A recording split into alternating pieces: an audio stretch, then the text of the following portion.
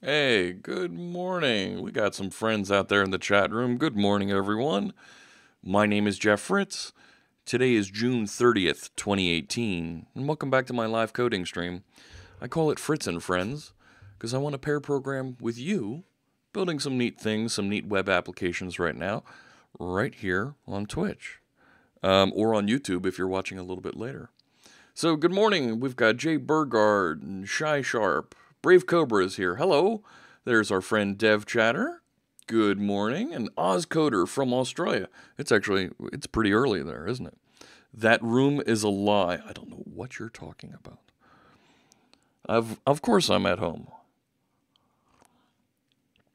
Home in my home office, feeling good, back at it. Midnight, yeah. Ooh. Midnight in Australia, man. More power to you. Oh my gosh. Thanks for the streams, Jeff. Thank you, Standby Reloading. Thank you for the subscription. We'll, of course, match that and make a donation to our friends at Girl Develop It. That's great. Thank you so much for fifth time resubscribing there with Twitch Prime, of course. If you have a Amazon Prime account, you can turn that into a Twitch Prime account for free. Which will then turn off all the ads on Twitch, not just on my channel, but every channel. And you'll get a free subscription to one channel here on Twitch. So, got a new hat yesterday. Oh boy. So, let's see. I've got today's hat. This is my Black Horse Stables hat, the team my daughters ride for. Yesterday? Yeah. Yesterday they had a scrimmage, right? They had a practice competition. I got roped into being the in-arena announcer again, it's always fun, but I don't know until I show up. They're like, hey, can you announce for us? And that's fine.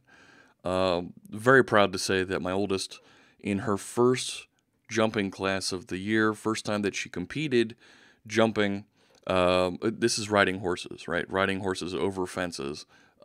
She took first place. We're announcing these, Yes, we are. Thank you so much, Brendan, for the subscription.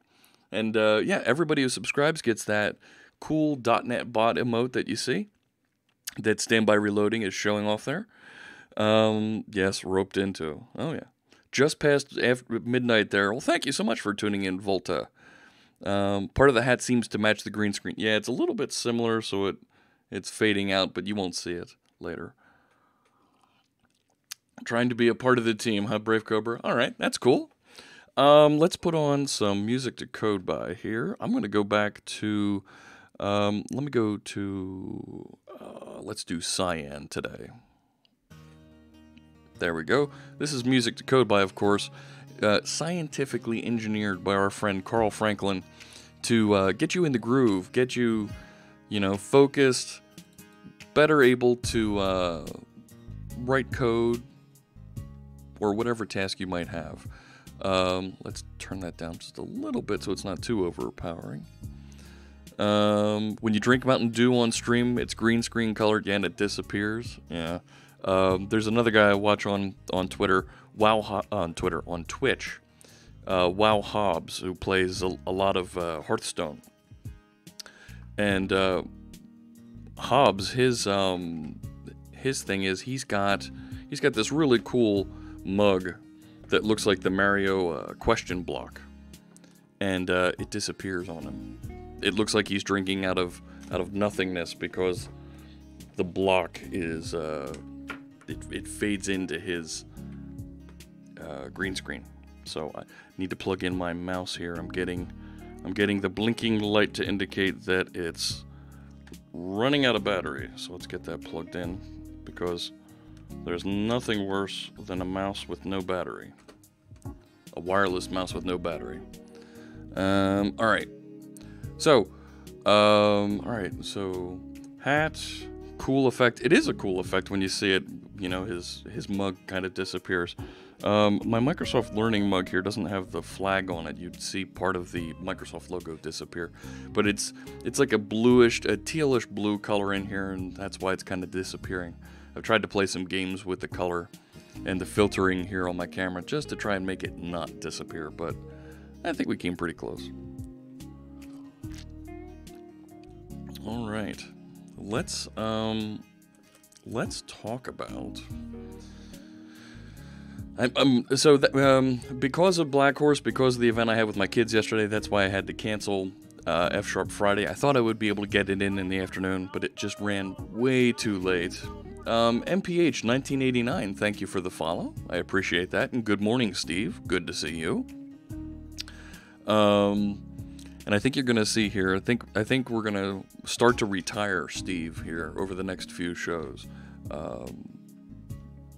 We've got a lot of folks following us, got a lot of folks joining us, and I think we need to move on to some other cool things to celebrate with folks joining and participating in the stream.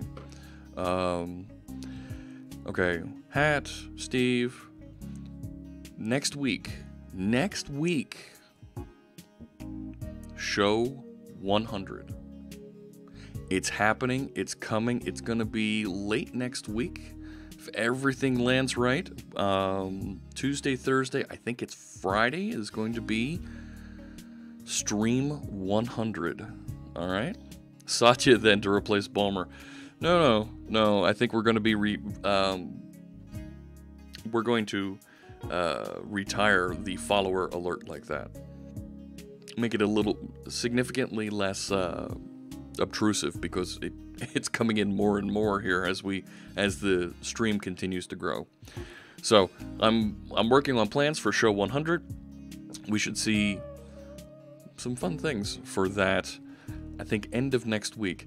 The week after that, I'm locking down on our architecture workshop. I have a bunch of folks that are very interested in presenting with us.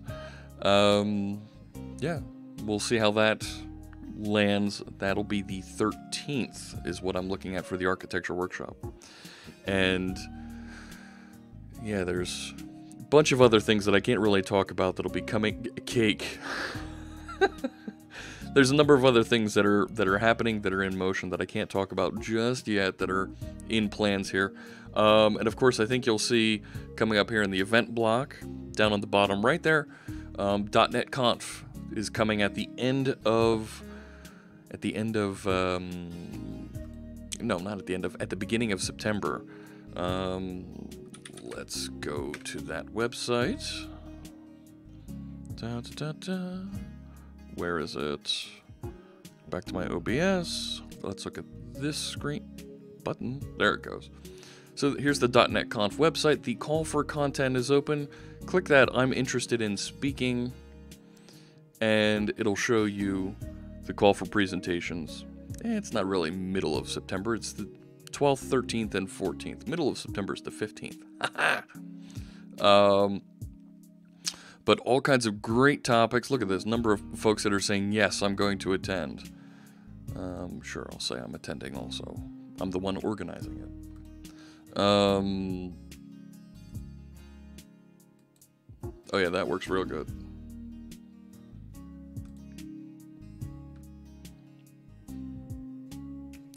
This is not the page you're looking at. Yeah. All right. Whatever. So, .NET Conf coming up. If you're interested in submitting a paper, if you're interested in submitting a talk, and I'm not just going to be putting together talks that occur on day 1 and day 2, 8 to 5 Redmond time. No. That third day, we're going to be streaming around the world live from your time zone. So, who was it up there? OzCoder out in Australia. If you've got an idea for a great talk, we'll let you give that talk on .NET Conf, 10 a.m., 2 in the afternoon, an appropriate time for your time zone. You already speak English, but if it was in the Japanese time zone, you could give it in Japanese. So, all kinds of great opportunities we're going to explore and we're going to do as part of .NET Conf this coming year. All right. I've got a lot of pull requests out here that I need to go through and triage. Don't have a talk, though. That's okay. No worries. It'll be... That means also that the content will be presented a little bit closer to your waking hours as well on that third day. And you won't have to stay up till the middle of the night to see what our friends in Redmond are presenting. So dual benefits there if we have everything land properly. So I want to take a look at some of the pull requests we've received, and then I want to get back into working on article history for the core wiki. Ozcoder asks, is it just the last day being streamed? No. The entire event is virtual. The 12th and 13th are broadcast live from Microsoft Studios. We may have a couple folks dial in over Skype and broadcast from their location, but the last day we're going 24 hours, and we're going to have all of the speakers streaming at a time and a time zone that's appropriate for them. So that'll be a little bit cooler, and it returns .NET Conf a bit to its roots of being a community-focused conference. Community-focused virtual conference, where the whole thing is streamed, and we're going to be streaming it. Yeah, I think the current plans are to stream it over the Twitch Visual Studio channel as well. So you'll see it over there. And I'll probably be hosting that stream here on my channel. So it'll be a very cool event. Yeah, there you go. I need my coffee this morning, let me tell you. It's been up early and getting the kids off for work, and the wife's off at a workshop, and I'm here streaming, writing some code with you folks. It's great. So let's take a look at some of the pull requests that we've received here across our projects, and then I want to get back into this work we were doing on article histories in Core Wiki. Now, when we wrapped up last time, Brave Cobra had some comments about some features that he had submitted as pull requests over here. Oh, thank you so much, Volta, for the follow. Is that headshot from my high school years? No. Dear Lord, I look so much younger in this headshot already. That's from like maybe 10 years ago, before some of this happened.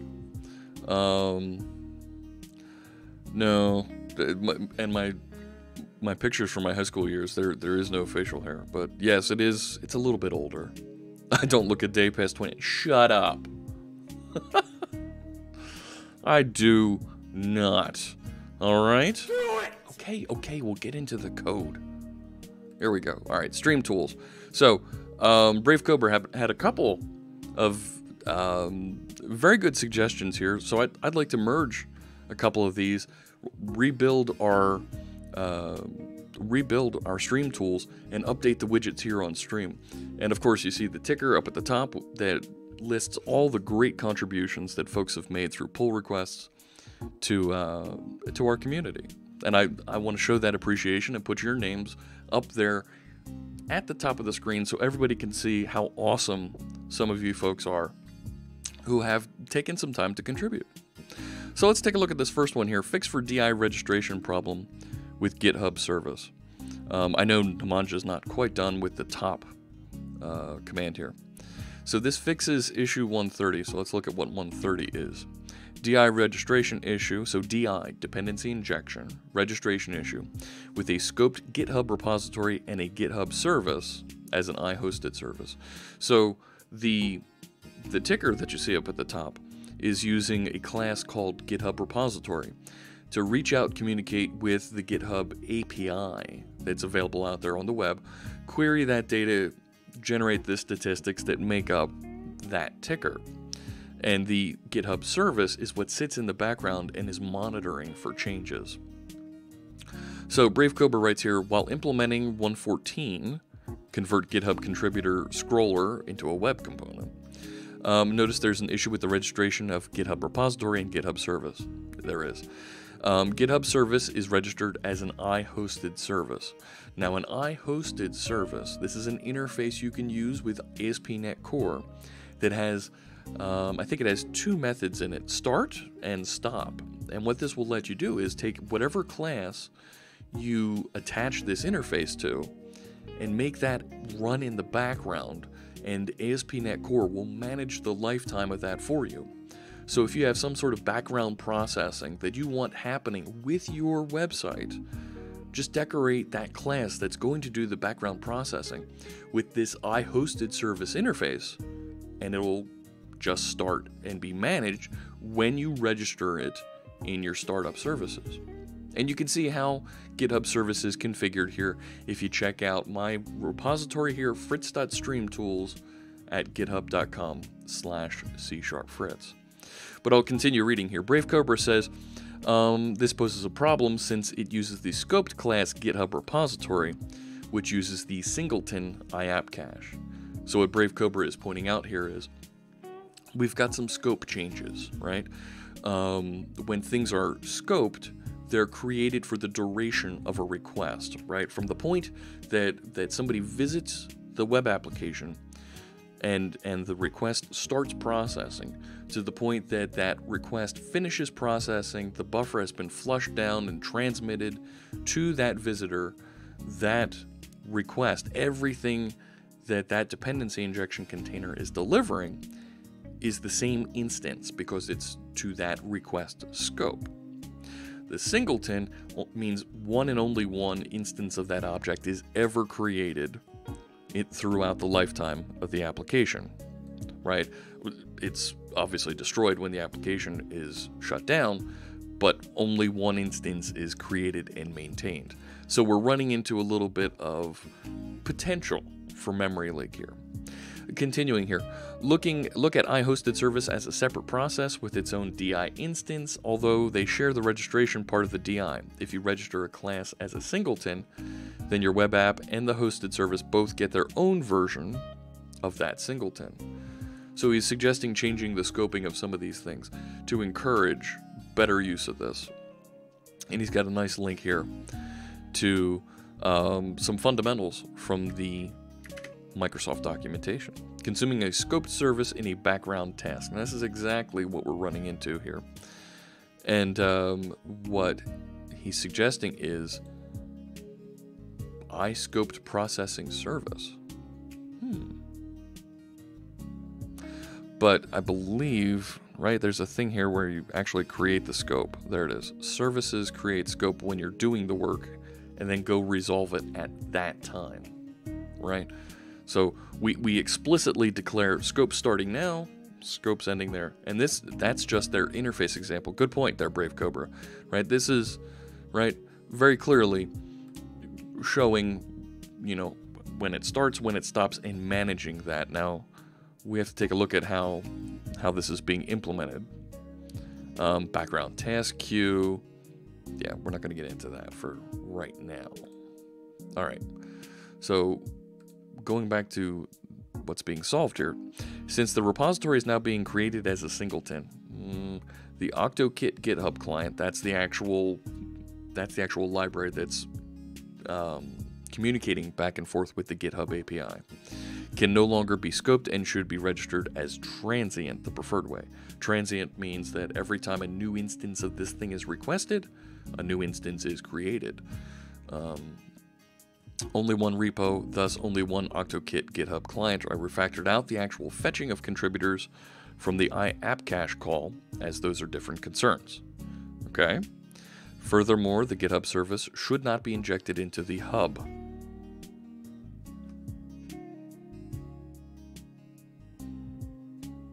Okay, I get that. The hub that he's referring to here is the SignalR hub. This is the communication endpoint that our SignalR framework uses to talk to the website. Use a scoped client to our hub to send the update. The hub instance lives in the web app space and thus cannot use the instance of GitHub service, which lives in the hosted service space.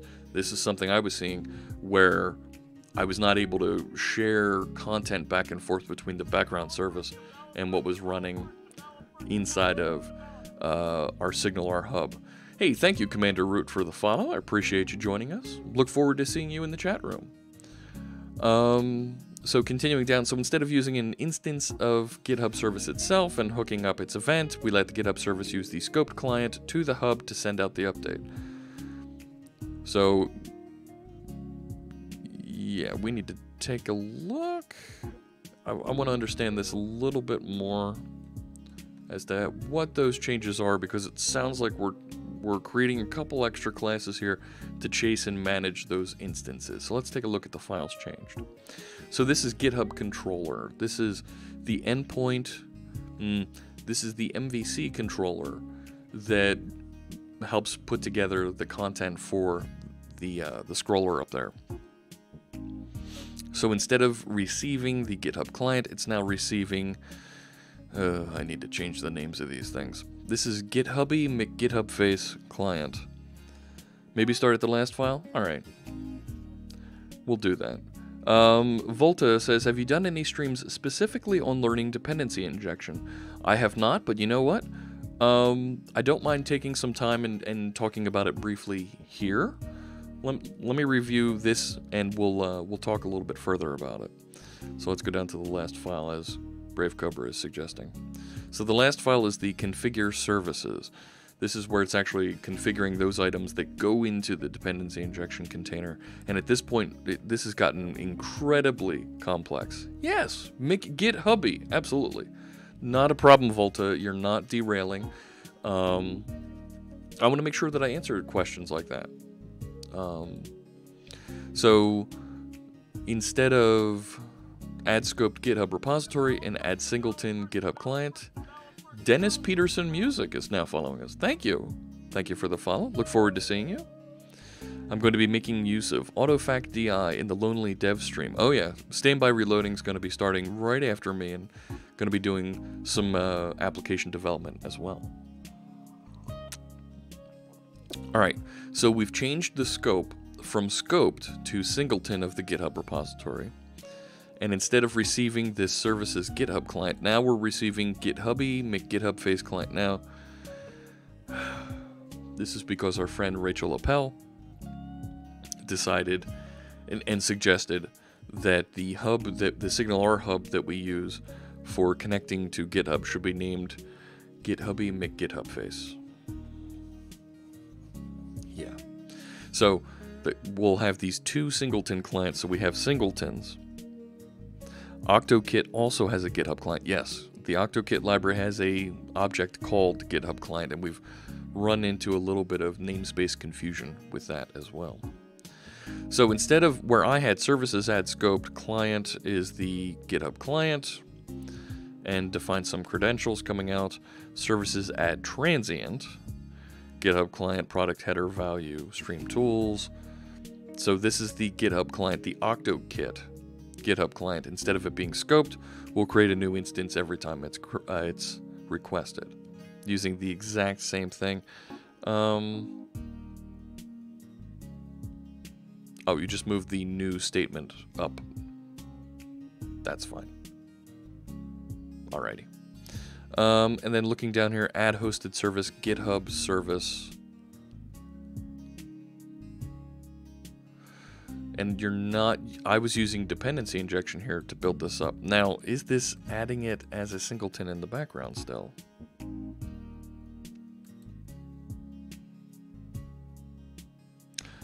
I bombed out of an interview earlier this week, and DI is one of the things I need to revise and learn. Okay, so I was running into an issue where, oh, wait a sec, you're saying add hosted service. I don't think, was this method always there in the docs? See, now I have to click through to this, otherwise it won't find it. Add hosted service. No, of course it doesn't find it.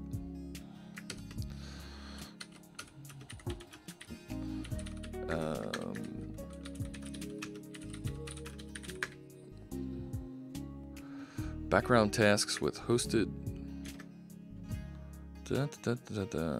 I hosted service.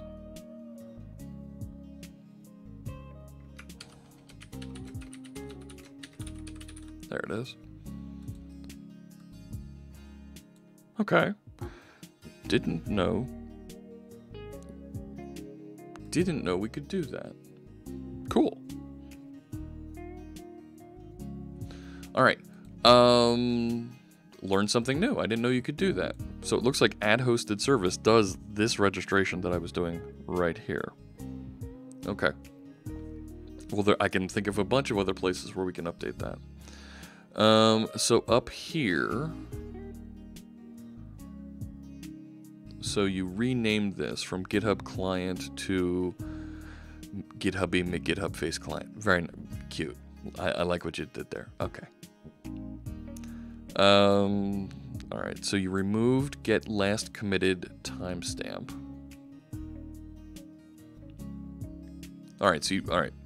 So there's a big change here in my monitor updates method, and you removed my event. All right, let's see how we're signaling that this happened.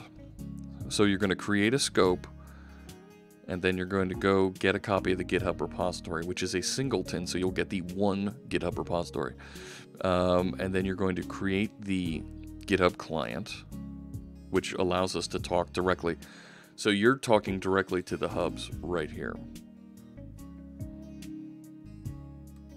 You're not raising the event. You're directly saying update the GitHub info instead of going through raising an event. Okay. Not bad. Short circuits a little bit of code that I had there. I can live with that.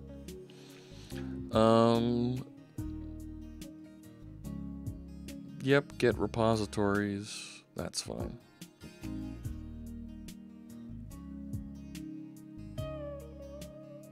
Now, what did you put in here? That looks like a white space change only. Let's take a quick look-see. In the GitHub repository, yeah, it was just a white space change. And you're bringing back contributors based on, yeah, user and repository. A little bit of refactoring to simplify things. Cool. And how app cache is used. All right. Fantastic. And I'm using a cache to make sure that I'm not hammering the GitHub repository. Functions UI. What about functions user interface, Janescu? Oh, hello, Dennis Peterson Music. Thanks so much for the hello there. I didn't see it up a little bit further. All right. So this looks nuts. Go back to the pull request. This looks pretty good. I'm pretty happy with how this looks. I need to have I need to get continuous integration hooked up here so I can get a validation that it compiles. And then we can start putting some unit tests on this. So I'm going to squash and merge. Get this in the mix here. Thanks so much for simplifying this. I had a hunch I was over-engineering things. All right.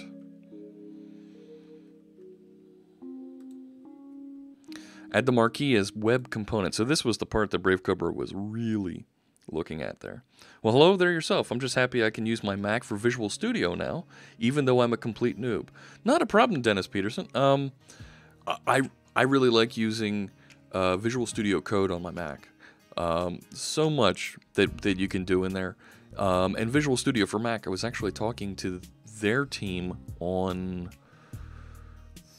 Thursday afternoon. And they've got some neat things planned that they want to go through and accomplish for Ignite, for the winter, and looking forward to 2019. It's growing. They're learning how to reuse some of the features from Visual Studio 2017. And did everybody understand what was going on? Even if they don't, they'll be able to look at the code, and we've got it recorded now. But you've simplified how dependency injection works over there. And you're right. Who was it who said, Volta was saying, we'll be getting a... was it Volta who was saying? Specifically a little bit more about dependency injection. You know what? Let's talk about that briefly here. Let's shut that down. Don't need this. And let's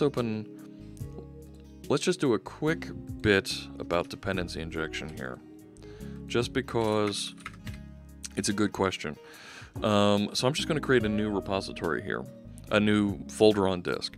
.NET new. Let's create a razor, and we'll call it. Let's call it Learn DI. All right, so it's going to create a folder called Learn DI. It's going to generate a project using Razor pages and dump it into that folder, and there it is. So I will go into Learn DI. Here's my project, and I'm going to open this in Visual Studio Code, which opened on the wrong monitor. Feels bad, man.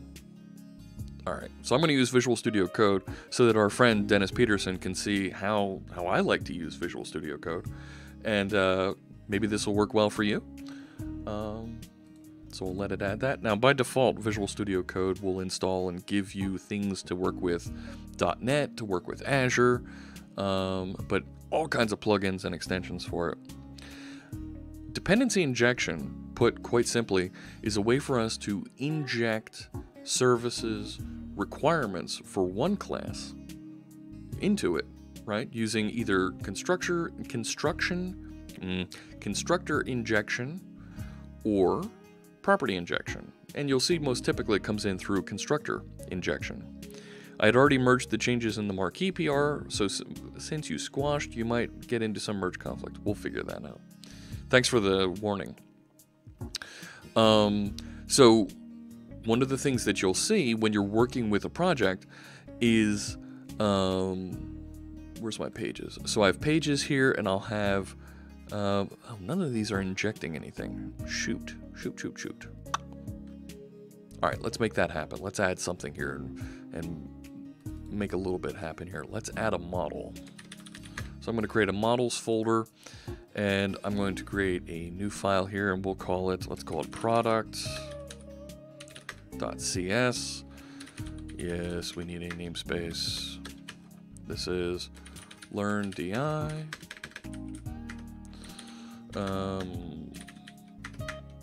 Oh, come on. There we go. And this is a product. We should make this public. Cool.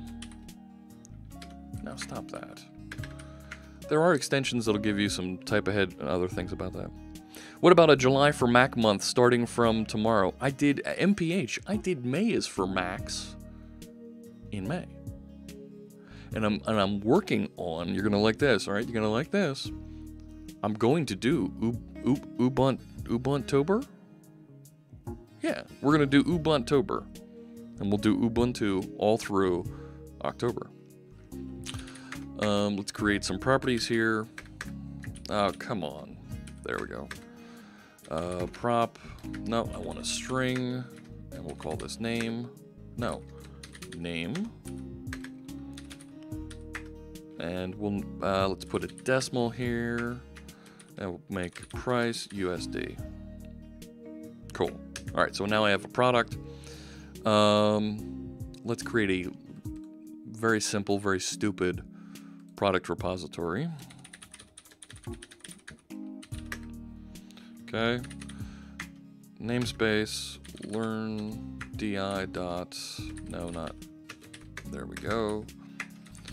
Public class product repository. And let's just allocate a private read-only. Let's make a product array. We'll call that products equals new. No. All right, let's put some products in here. New product, ID equals 1, name equals hat, right? Price, $9.99. Somebody give me another product.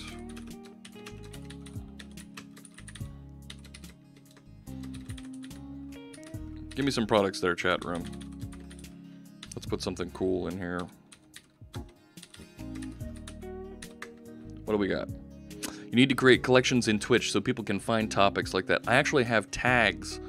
I need to do a better job with tags on my YouTube channel so that people can search for that. Jeff's used hats. That's what I should.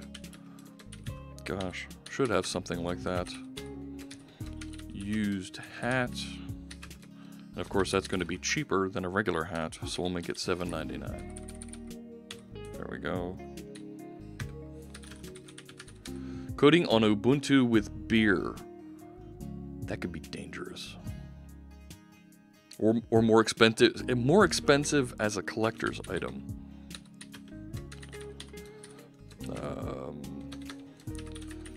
Germany World Cup Champions 2018 hat.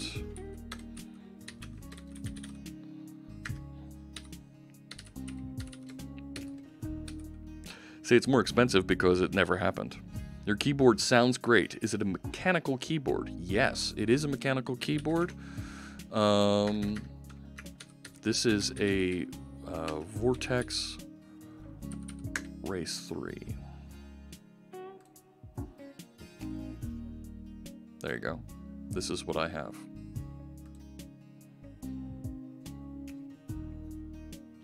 My friend Noopcat, Suze Hinton, recommended this for me. And if I do say so myself, it's pretty fancy. I will drop that link in the chat room over here.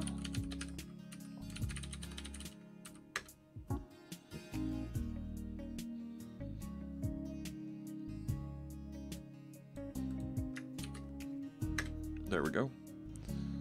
Okay, can get rid of that. All right. All right, so I have some products.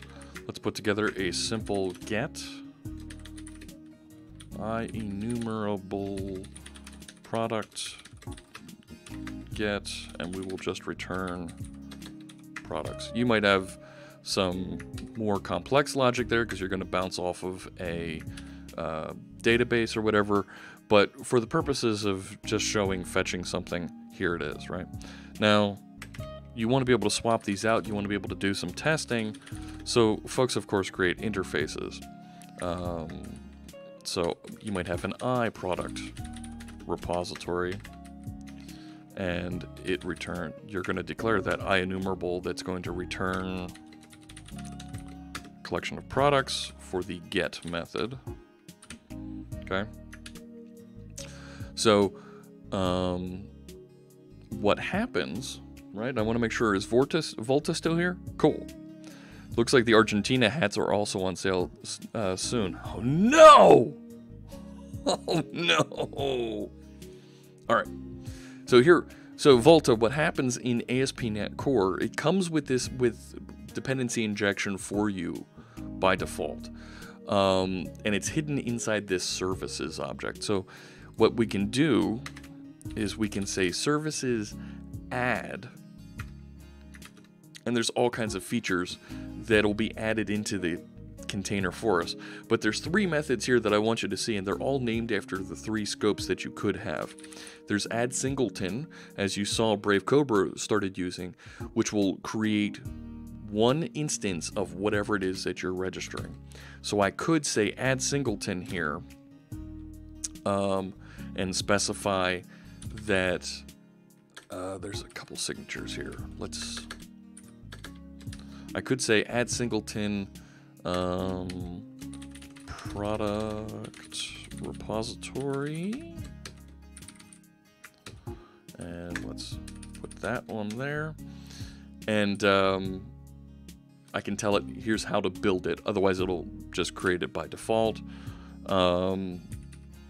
And every time that I request a product repository in my other classes, this one instance of product repository will be created and passed into it. And Brave Cobra pointed out that you might run into some challenges with that.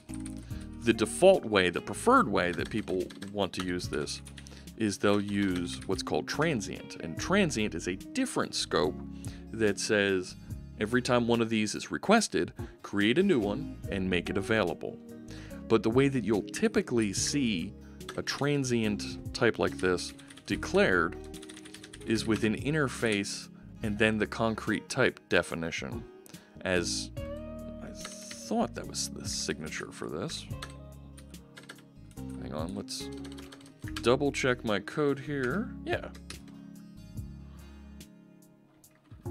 Is it product repository and then iProduct?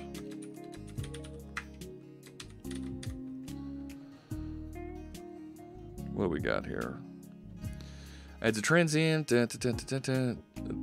Right. T service, type of service to add, T implementation. Right. So, do I have my... I think I have my signature. Cannot be used as type parameter. There is no implicit... Yeah, I have them backwards. I thought it was the other way. Oh, you know what? I'm not implementing. That's better. So, because... Yeah, thank you, Brave Cobra. And Wampa picked up on it also. And Joe Bun. Wow, okay. So what this is doing, right, is saying, because product repository implements iProduct repository, if I request a type of this interface, give it this one. So this is really great for when you're testing, because you can set up a page like, say, your index page, to have a constructor here, right? Index model. And I can receive an iProduct repository. And we'll fix that using statement. And I could say this dot equals that. And we can create a read-only field. Now I've got a read-only repository here. So if I want to write a unit test later to make sure that this is being used properly, I don't have to pass in my concrete one that knows how to connect into the database and do all those things, right?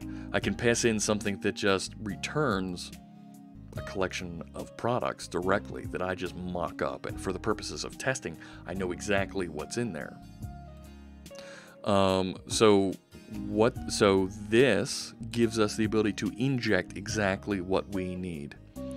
It's 1-to-1, France versus Argentina. All right. This is what I am showing. Core Wiki issues 174. Is it... Do I already have an issue out there for this? Do I? 174. Need to extract interfaces in order to create tests. Yes. Look at that, an hour ago. Before we got started. Oh my gosh. Yeah, EM triple. You're absolutely right. And I ran into some issues here where having an abstraction on top of Entity Framework would have been very helpful. Let's talk about that in a little bit. So, to finish Volta, right, this is clearly saying if I request this type of object, deliver a concrete, a real, fully hydrated instance of this. So it lets us pass into our classes exactly what we need without having to write those, write anything that says, right, if this wasn't here, if we said new product repository, you could do that. That does work. There's not a problem with doing that. What you'll find is as your application grows and you do want to test and you want to change how this behaves, or maybe you decide to migrate and set up, product repository 2 that knows how to read from a different provider. Instead of changing product repository, you can just create another class, right? You could create, right, public class product repository 2, or product repository, right, Cosmos DB, because it knows how to, because we're going to start getting stuff from there instead. And it's going to implement iProduct repository, which means, let's just let it generate the code for me, because I'm not going to go through the full. So now that knows how to use it, and I would have to go find everywhere that this new statement is and swap it out so that I'm using that other repository. Name it fake repo. I could do that as well.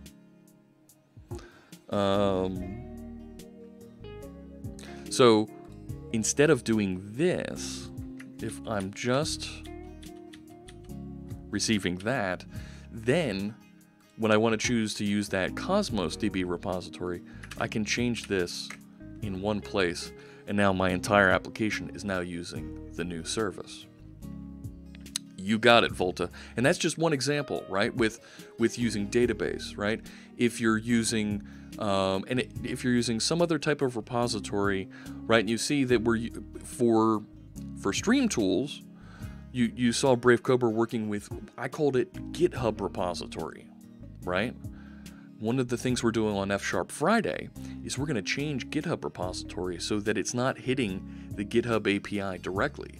We're going to change it so that instead of hitting that, we're going to go pull it from someplace in Azure Storage. Maybe Azure Storage, maybe Cosmos DB, maybe a SQL database. But we're going to change it to someplace else and let an Azure function generate and collect that data for us. Now my application won't change all of its business logic. It's just, instead of using a GitHub repository that points to GitHub, it'll use another type of GitHub repository that points to that different storage service. And you could do this with other business logic as well. But database repository and changing how that works is a simple example, right? You know, if you have accounting rules for 2018 that you're currently working with in your application, and you need to update for the 2019 legislation, tax rules, and whatever, you could create another class that implements, you know, those appropriate interfaces you need for your accounting rules in your system. But instead of calling it Accounting Rules 2018, you call it Accounting Rules 2019. And when it gets to the end of the year, you just swap right here, and now you're using your 2019 rules instead. So, those are some of the cool use cases that I think of. And we were talking a little bit about scoping, transient, singleton, scoped. And that's a little bit about what that means. So let's see, we have here.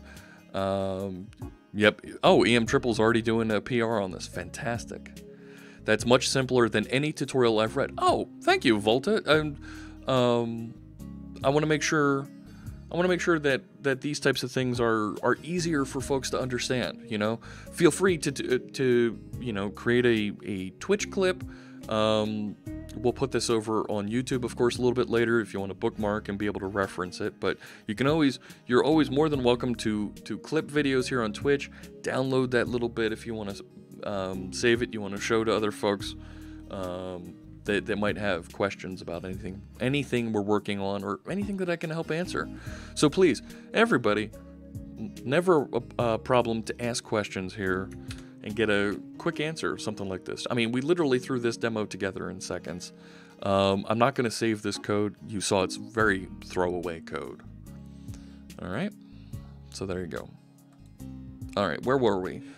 Downside of testing against known items is that you haven't tested the unexpected. Oh, that's a great point, AAF. There is definitely something to doing the negative testing. I've seen folks who will generate random names and random numbers for those objects that when they build their unit tests, when they configure their unit tests, just to make sure that they're not always asking for, you know, Jeff's hat, or, you know, whatever the product is, that it actually returns something different, something that it should have. That's what fuzzing is for. Yep. Does the built-in DI allow for Lambda registration with, like, autofac? Gosh. What do you mean by Lamborghini? Lambda registration autofac. Let me make sure I understand what you're referring to.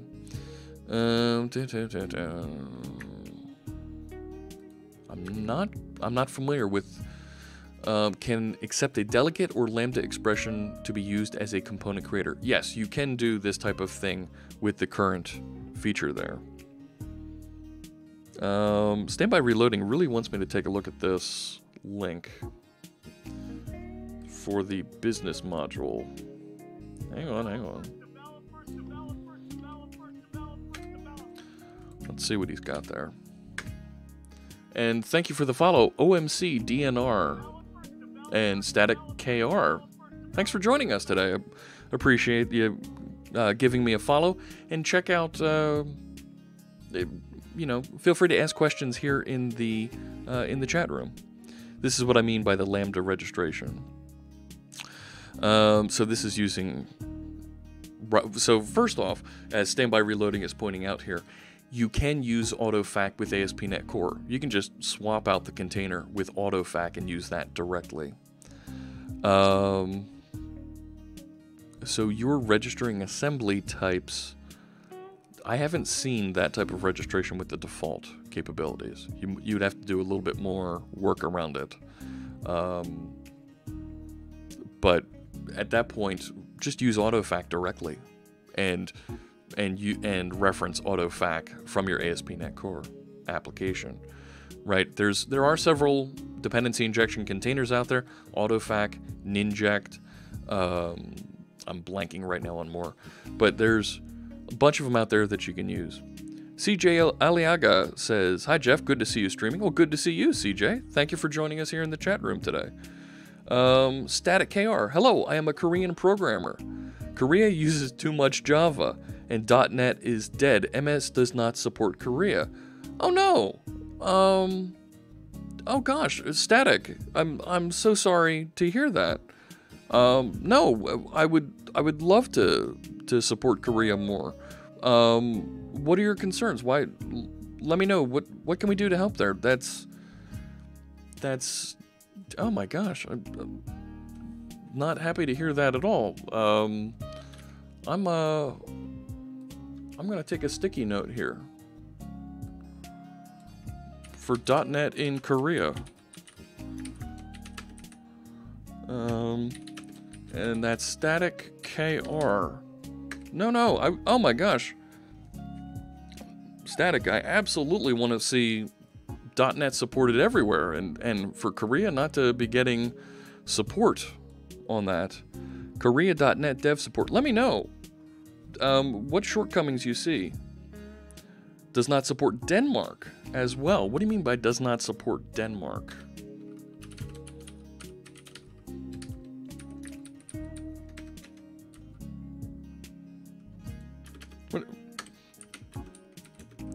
Are you looking for some speakers to come and give and for speakers to come and give talks? Are you looking for? Let me know what we can what you mean by not support? Because quite frankly, I'm part of the .NET community team. We can certainly do that. Can I make a shout out to Germany for Heimer fan? Absolutely. Guten Nachmittag, Deutschland. Great to see you. You missed it. I had the Germany hat on Thursday. That was great. Marketplace support. What was your point? You don't get speakers. We can certainly help. Seems to me like that's auto-registering all types that end in service. Yes. Is there something like that with the .NET Core DI? You could do a for loop and do it. You could certainly write some sort of a for loop to do it. Cortana language support. Well, hang on. Cortana and .NET are two different things. Cortana is a Windows feature, and there are business laws and rules that prevent that. Korea is different from other countries. 90% use Java. Okay. And let me back up here. Right. So what Standby Reloading was asking about is you could do this with a for loop, right? Korea.NET dev support. Not just the name update. Your method name should be descriptive. That's with Johnny most. How do you implement update in the repository pattern? I usually write a method called update. Have a look at CQRS to do so. Oh, now you get a little bit further into architecture stuff there if you start looking at CQRS, and we are going to look at it during the architecture workshop. Hopefully JavaScript.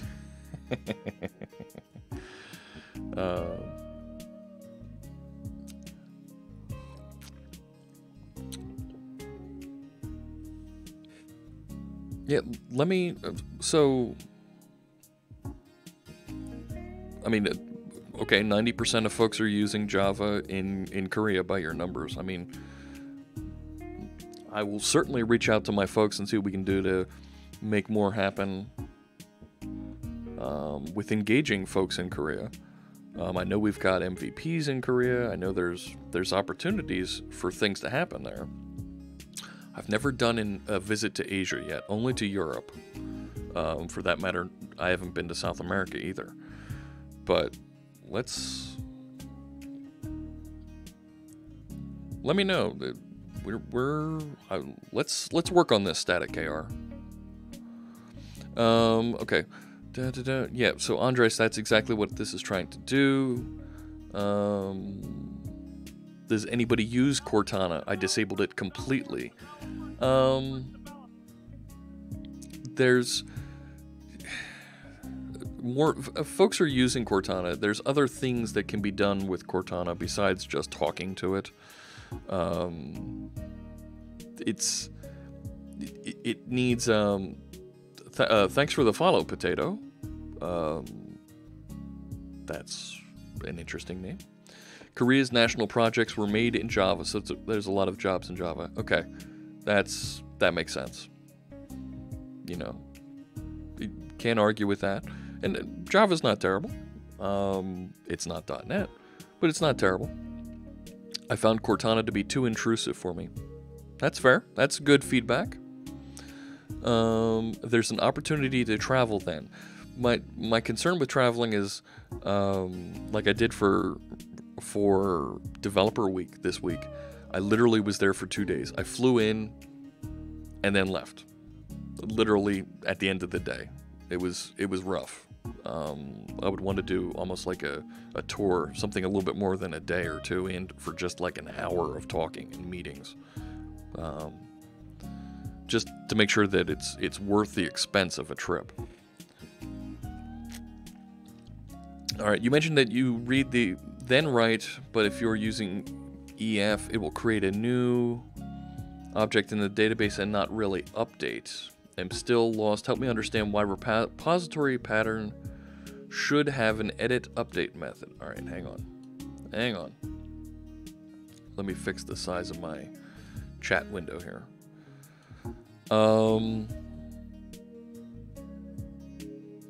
No, Johnny Most.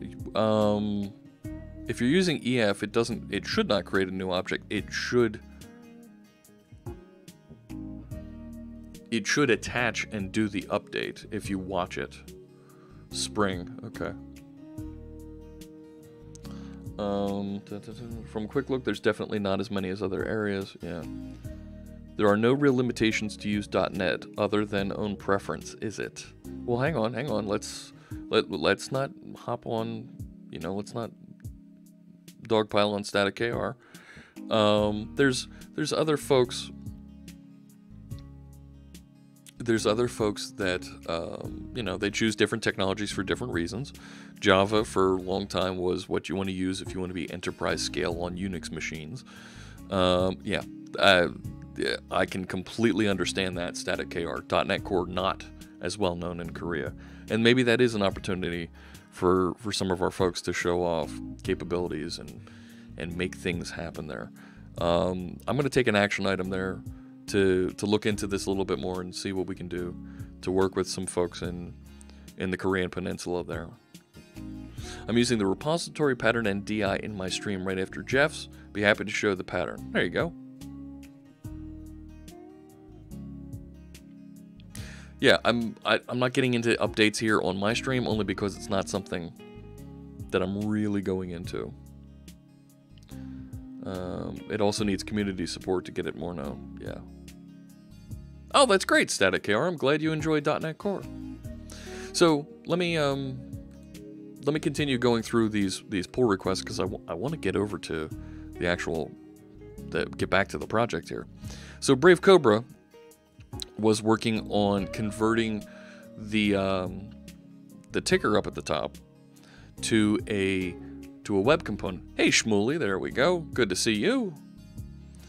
All right, let's see. So the marquee just reloads. GitHub service already fetched the contributors, added it to the cache, so the controller no longer has to fetch, update anything. The contributors param of the hub client also returns those updated contributors' values. What's happening here?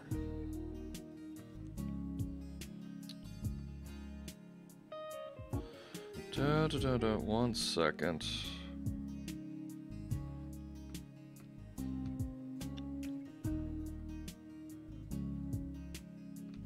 I see. Never mind. All right. So I added the reference to the web components light.js for correct display in Firefox using a polyfill. But that could also be a local resource as well if wanted.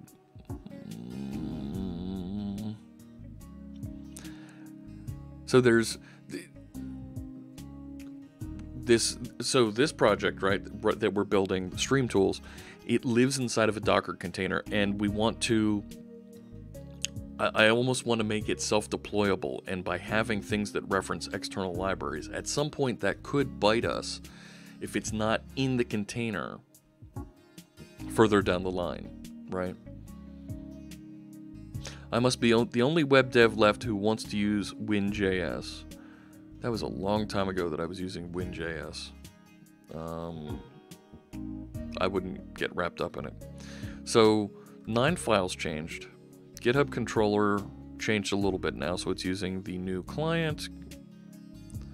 Well, that'll be, that's fine.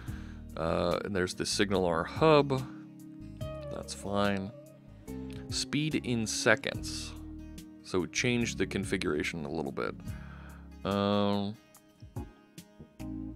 Why couldn't that still be speed in milliseconds? This feels like a change because you didn't like the units. This didn't have to change, is what I'm saying. It's not terrible to change, but yeah, Brave Cobra's right. We would add a package JSON, pull in some of these external references if we wanted to keep everything local to the tool set, which may be where we need to go. So GitHub repository, you renamed it from get recent contributors to fetch contributors from GitHub. And because of what I was saying earlier about how this is going to be changing, I don't like that rename because also it's called GitHub repository. So you've got GitHub repository, fetch contributors from GitHub.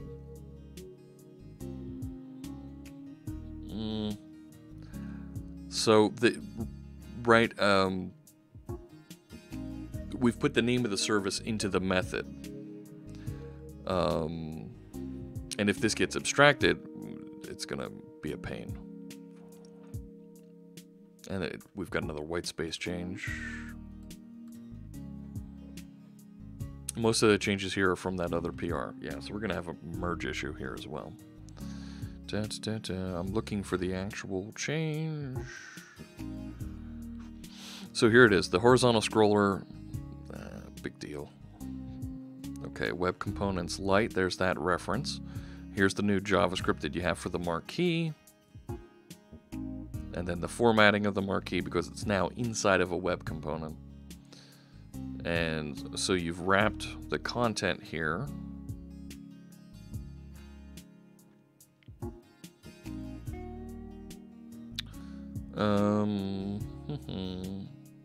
Okay, so it's the end of the marquee. So are you doing...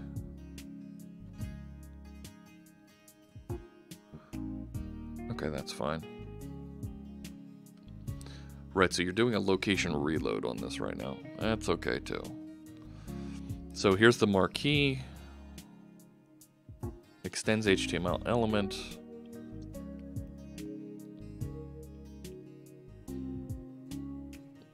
And you're using keyframes to animate it.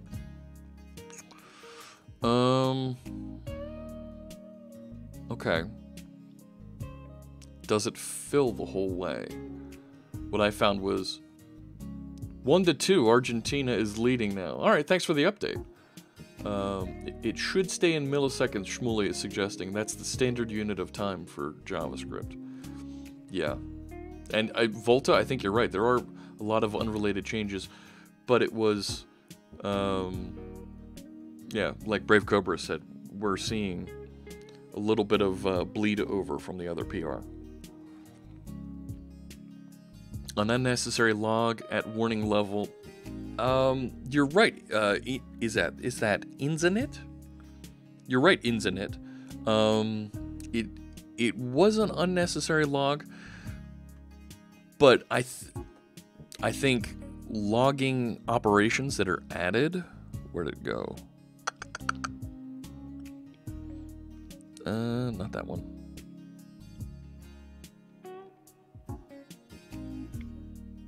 It was up higher, wasn't it? Oh my gosh, thanks for the subscription. Hello, EM Triple, thank you for gifting that to Brave Cobra. That's really great. And of course, I'll match your generosity by matching that subscription and making a donation to Girl Develop It. That's great stuff, thank you. And now Brave Cobra gets the cool... Actually, that's a tier 1. Tier 1? No, yeah, tier 1, so you'll get the C# bot that you can use here on stream. Very cool. There you go. So we're going to have to do this. Let's do this merge by hand and make a couple of these changes we're discussing here in the chat room. I really like the feedback from the viewers out there, from our pair programmers watching with us here on stream. So I'm going to grab the code here to get started with this. And let's go down into dev Fritz Stream Tools. And I realize that's kind of behind my head, so let's move it over here. I'm going to run PowerShell so I get all my cool features, my tools loaded up here for me. I have one new file there.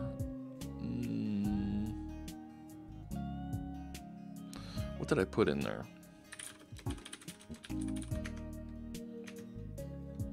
In libman. I don't need that just yet.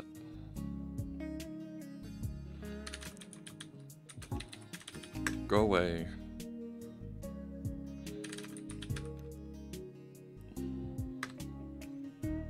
Oh, it's going to want to pull first. Yeah.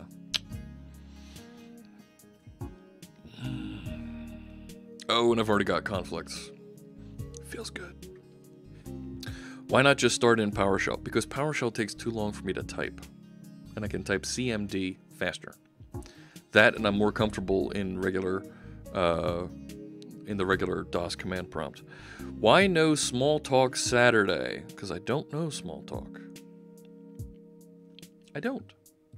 Might be fun to learn at some point, but not a goal right now.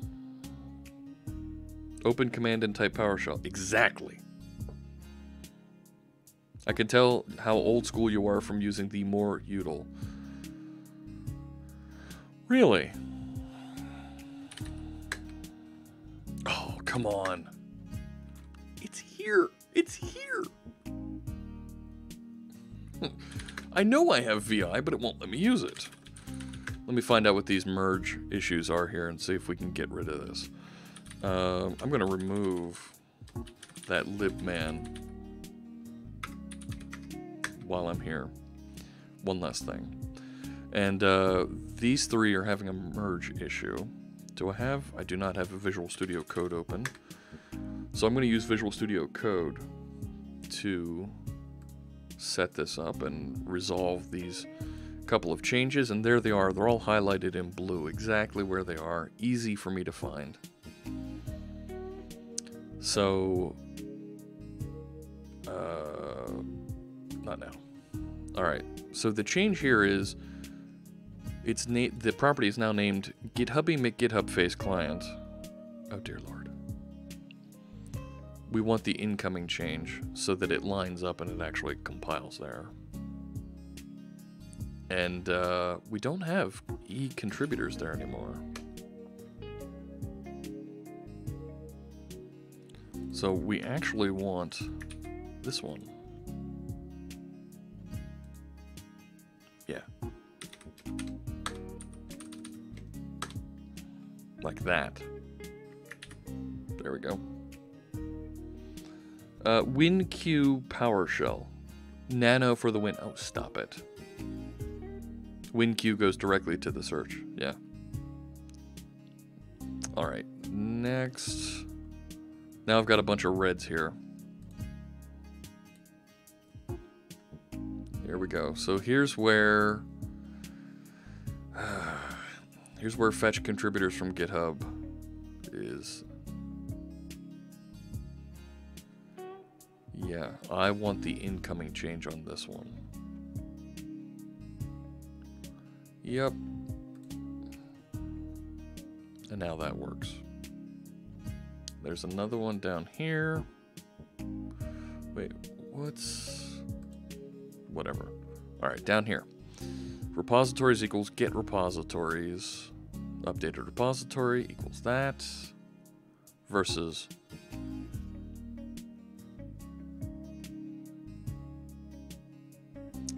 I'm going to take the incoming change on this. And that should fix that. Love the change indicators. Haven't seen that before in code. Oh, yeah. Is that a VS Code extension you are using that shows the changes in line with options? Nope. That's stock. I try to minimize the features that I've installed. I have Ionide installed for my F# work, editor config, whitespace to normalize my whitespace, and C#. So I want to show as much stock stuff as possible, so it's easier for folks to pick up and see some of these changes. There's like 4 ways to get to PowerShell in a snap. Yeah, but I don't always need to jump right in. I mean, sure I could, but it's going to put me right. I start typing power and it brings me into this goofy that thing, right? If I go WinQ. And it's so long to type, right? So, I could jump right into it from there. I could also right alias it to PSH or something. Control-Shift-P. Okay, it puts me up top. The minimal dev. Oh, I can get into PowerShell like this. Bazinga. So, and that's just Control tilde, right? Which reminds me, I should turn on Karnak.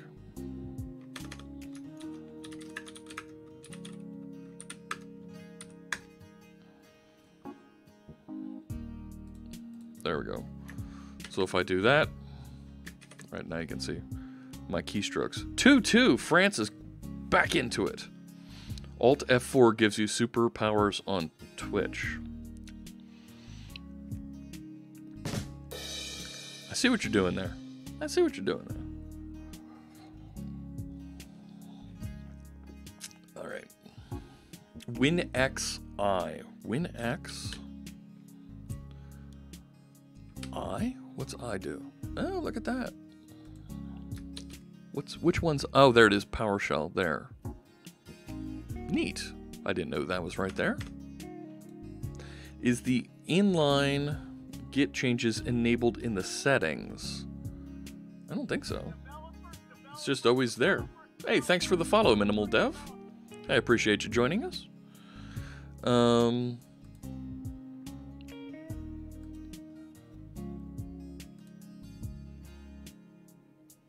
Where is it? I'm looking for source control.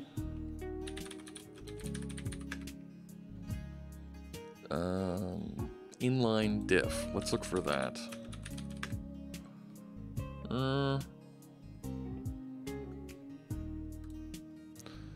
Here we go. Default keyboard shortcuts.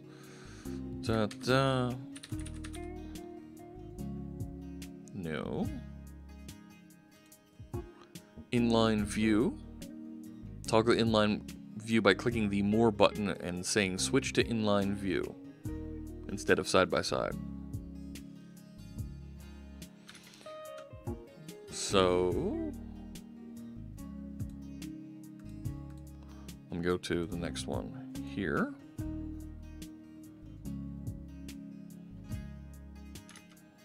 And clicking the More button on the top right. It's not there.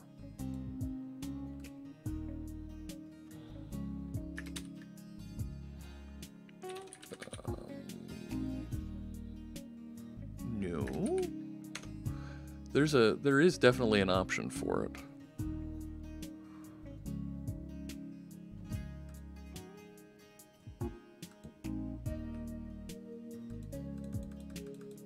That's not working.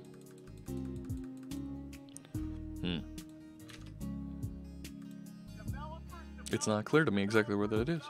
Jacob in the Woods, thank you for the follow. Yeah, Desert Griffin, there's an instruction here on how to do this. Oh, it's in source control view. This one.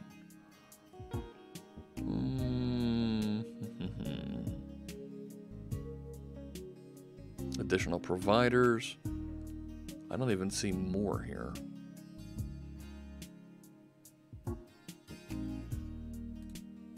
There's the Git output of everything that it's doing. That's kind of cool. I don't see it.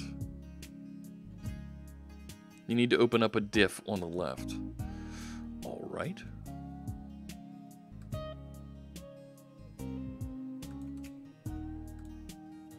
Yeah. That one doesn't do it.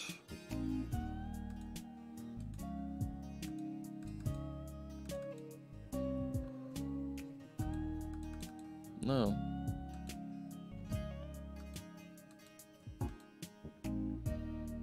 Even if I close these,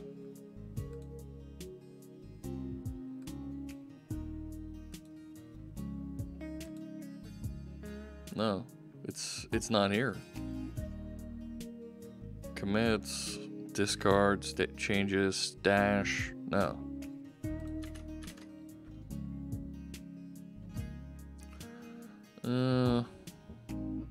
Default diff is side by side. It's not. This is a merge conflict. Oh, well, there you go. Now toggle inline view and it puts it like that. But even then, that's not the default view that I'm getting. Right, when I'm doing, how's it default to that for the merge conflict resolution? Well, it's out here in the instructions if it's not working for you automatically. Let's figure out what we got here. So this removes the event. That's fine because we changed that behavior. Monitor updates. I think we'd want to accept your changes directly. Yep.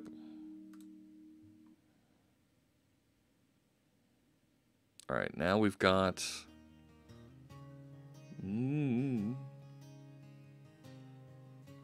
All right. Oof. This last update is... where?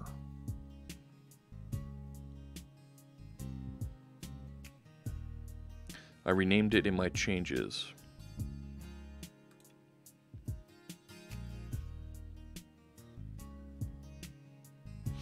Right, so this should be last request.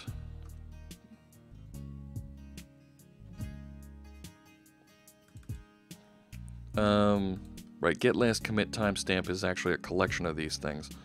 So this needs to be dot item 1.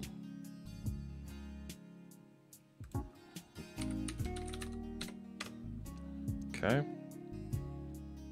Now why is this not working with update GitHub? There's no argument given that corresponds to the required parameter. Oh, France took the lead. You didn't have those. What do you mean you didn't have these?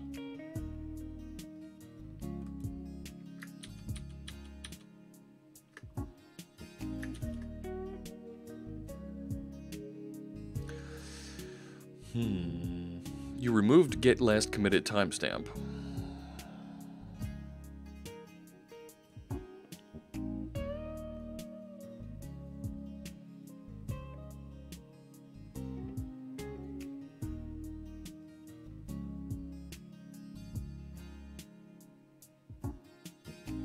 Yeah, it was all inlined.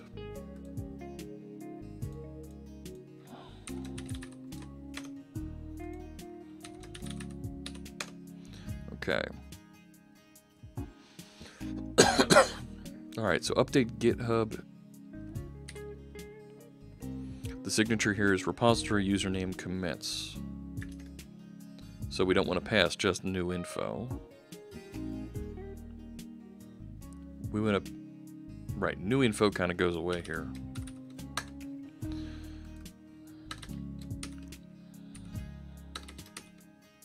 Repository is last update, item 2. No.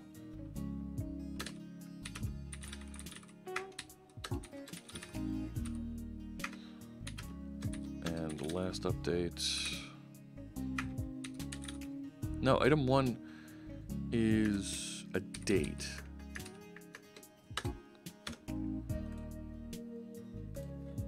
What's underneath this? Send async with the number of commits. Bits for girl develop it. Hello. Bits for girl develop it. Thank you, Pac-Man Jr., for the generosity. Absolutely, we will match those 2,000 bits. That's tremendous, and we will send a donation over there, without question. And I will be making an announcement and showing some of that donation activity here in the next week or two. That is absolutely going to be happening. Very cool. Thank you for that. Yeah, we did change that user interface. But you know what? I don't think we're using those just yet. Right, get last commit timestamp right now. Date time string. We're not returning the commits at this point.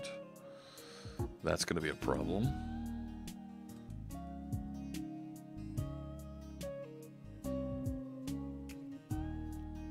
Oh boy.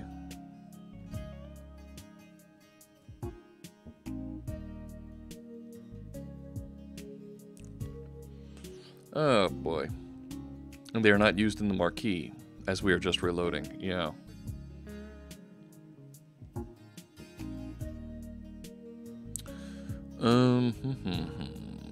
All right.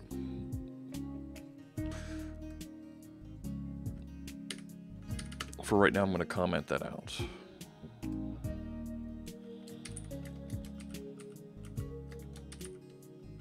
Are you kidding?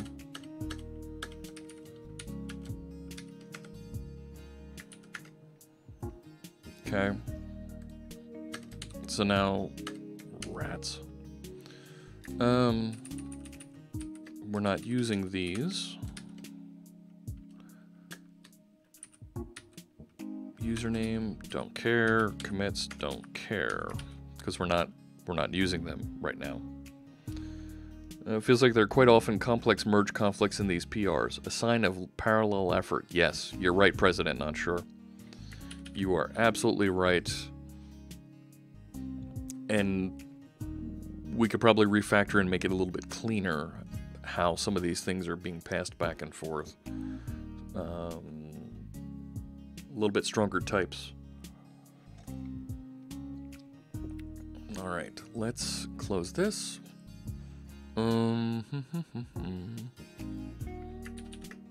Let's see, so I still have this conflict where I don't have that event handler anymore.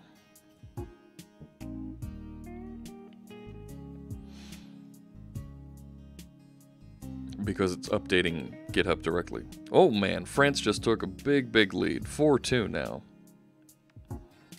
Wow. Alright. Let's try to build, make sure that works.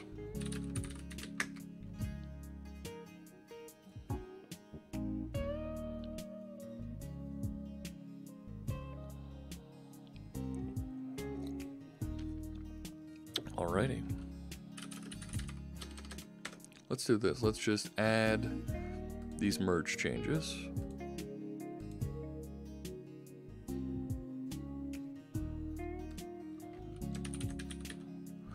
Yep, merged. Cool.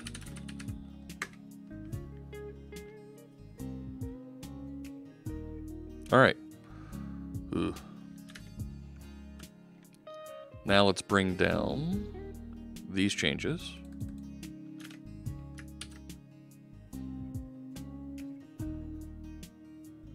Conflicts. Are they the same ones? I thought I just... No, these are different ones. Right, because now I have the marquee. Okay. So let's take a look and see what we got to fix here. Right, now this is because the resolution work that goes on here gives good insight into the daily work of a program. Yeah.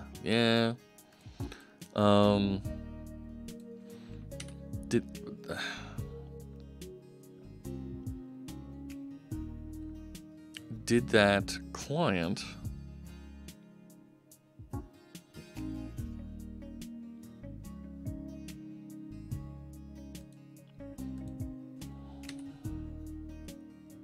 right, it's got the 3 here, so I need the 3 as well. I need the current change.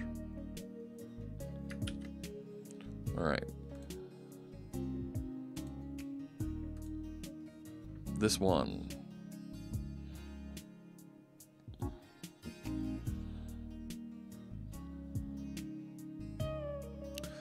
This one looks like we need current change.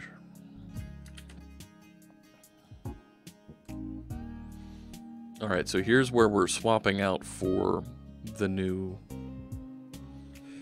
marquee, but the localizer I think was brought in as part of this, wasn't it? Fritz marquee. No, we're good. We're good.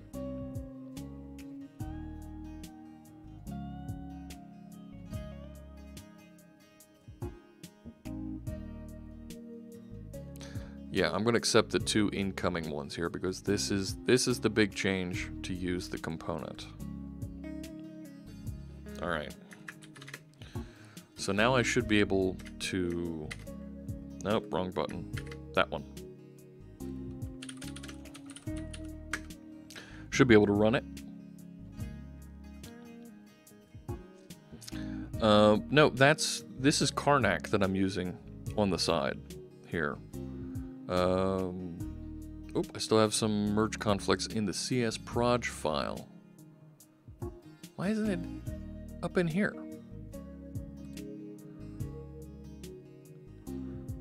Where are we going here? This is in, Stream Tools CS proj. Why do I have 2 of them? That's the user file, that's why. All right, what do we got? I don't see.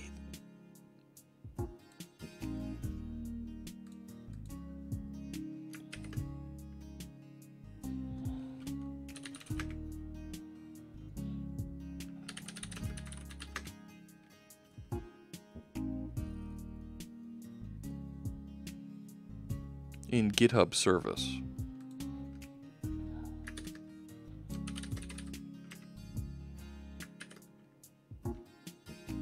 Ah, okay, here we go. Services and logger. Oh, give me a break. Try that again.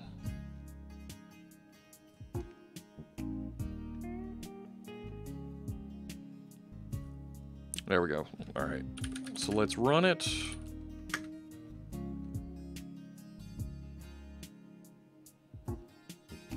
So far, so good.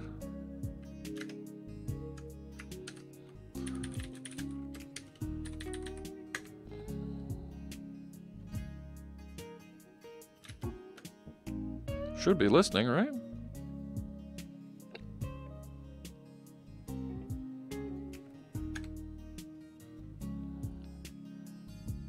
Or did where's it listening?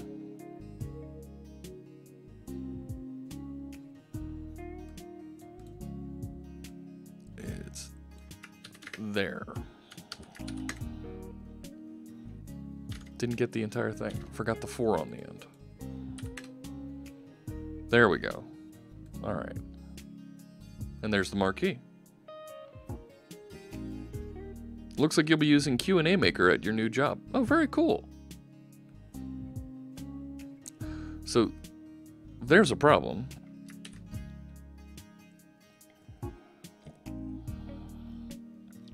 Where's the rest of the content?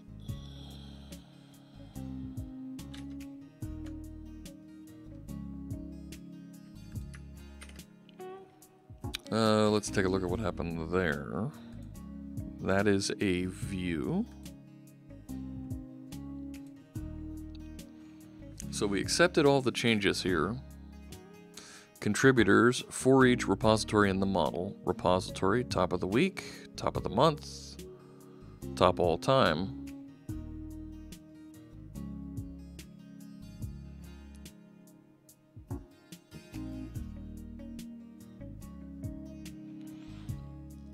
And it's not outputting everything.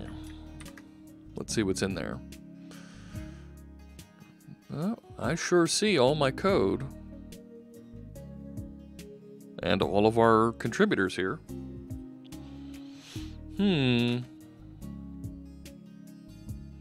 But the marquee is not loading it. Right, which is now...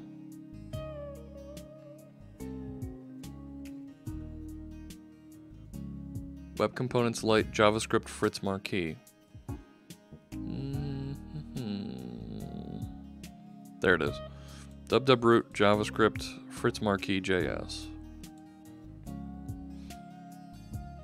So there's your template. Custom elements define.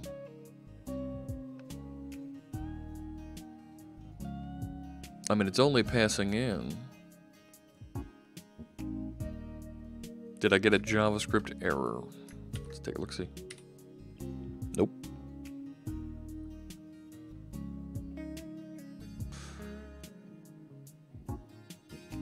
Oh, wait a sec.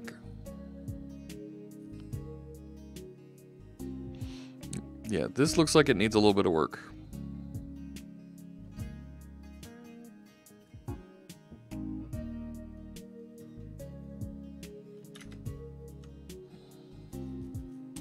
Well, you're going .marquee span, and there each one is a span that's inside of there. When you look at what's being rendered.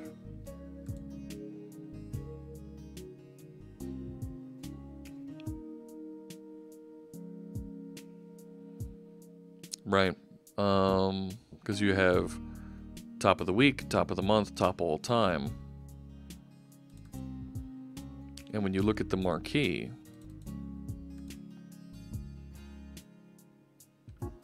right, you're trying to animate just this one. So what I think you want is that.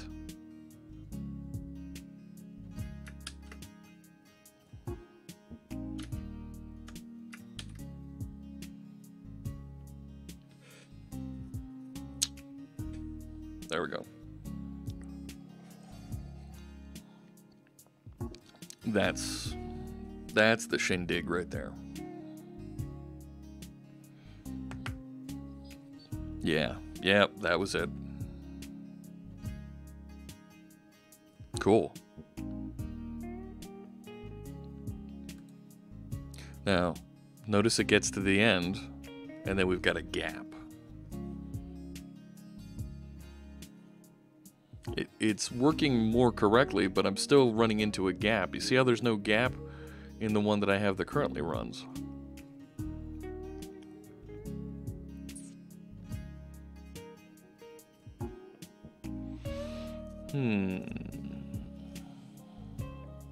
CSS Fritz. Thank you, Molly. Yeah, a little bit of CSS, absolutely. I'm going to table this for now.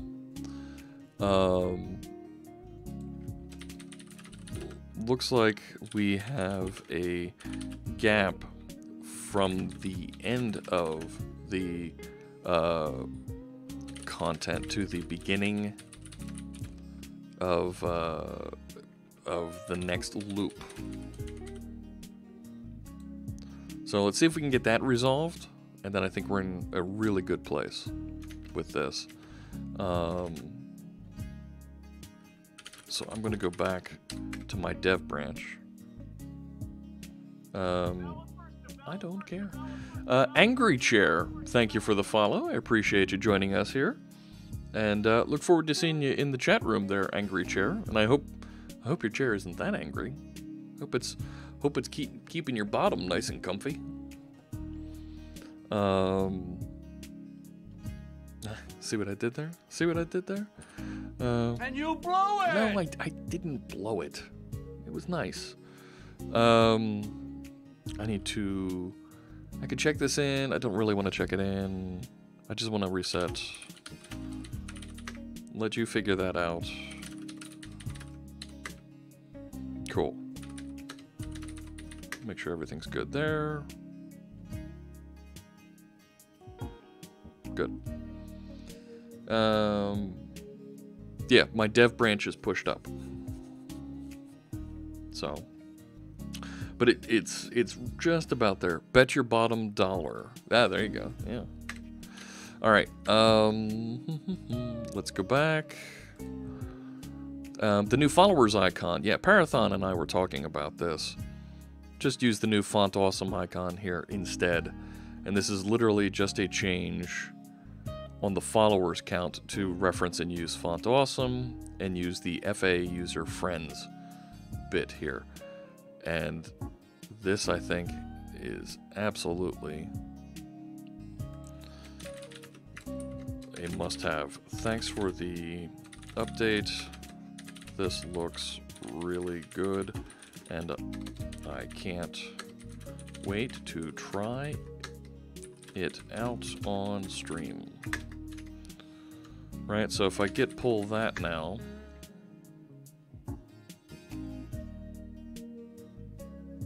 it should pull.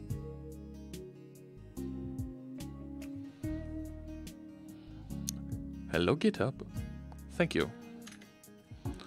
Go back over here. Let's restart.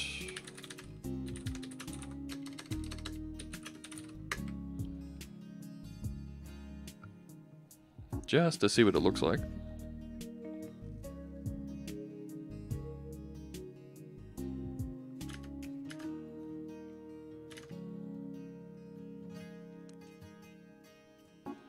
There it is.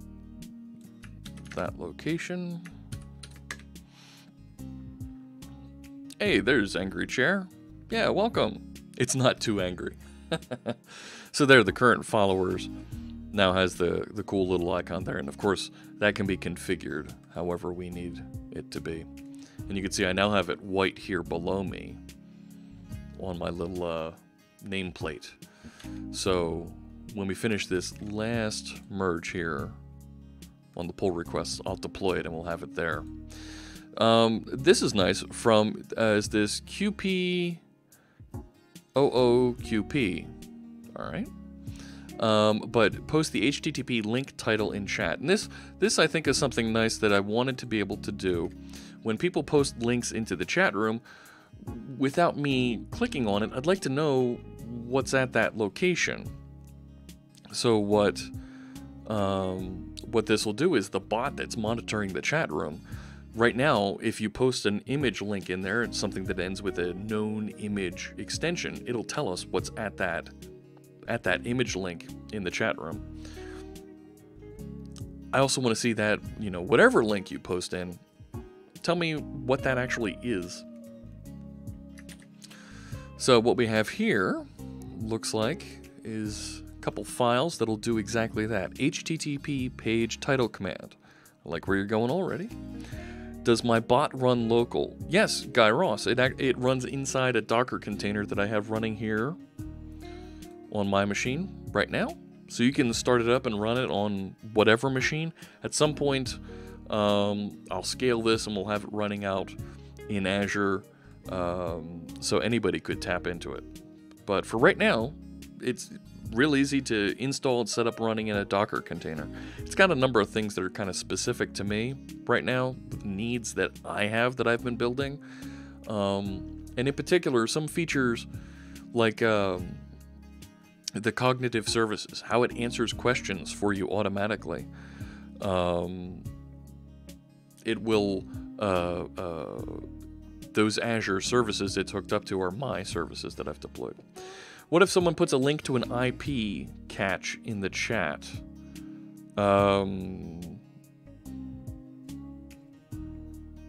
If somebody puts a link to an IP catch, yeah, I mean looks like it's gonna do an HTTP client fetch, and yeah, you'd get the IP, and you'd get the IP wherever it was navigating to, right? Is it in a Linux or Windows container? This is a Linux container. So we're using ASP.NET Core. We're building and running on Linux. When we're developing it here on Windows, in May we were building it on Mac. Have you talked about Lewis before? I have not. And we need to. Lewis is the natural language processor. I forget exactly what the acronym stands for, but at some point I need to. So this is the HTTP title command, and it has some regex here, so I can figure out exactly a page that a link somebody has keyed in here. But the idea here is it's just going to do an HTTP get, and it should just be analyzing for the title of that page. So get the source, get message from template, let's see, get URL, so it makes sure that somebody posted a URL and returns just that URL. Okay. So new web client, download string from that URI. So it's just doing an HTTP get. Regex match, source, title regex, regex options, ignore case. So title regex, is that looking for the title tag? Yeah, there it is. So we can figure out exactly what the title of the page is. If it doesn't have a title page, return null. If it does, goes and finds it and returns the title, and then formats it. Nice. Okay. So in the Fritzbot, HTTP title command URL regex. Regular expression for the URL is not set or is not valid. Default use, that's fine. So you have the opportunity to change the regex that it uses to identify this. I need to learn Lewis as well. So, internal commands, new string, Azure Q&A command, image descriptor, and now HTTP title. What's this being merged into? Dev. Okay, because we're slightly changing how this behaves, and I really need to get back into working on my bot here. HTTP page title is valid regular expression.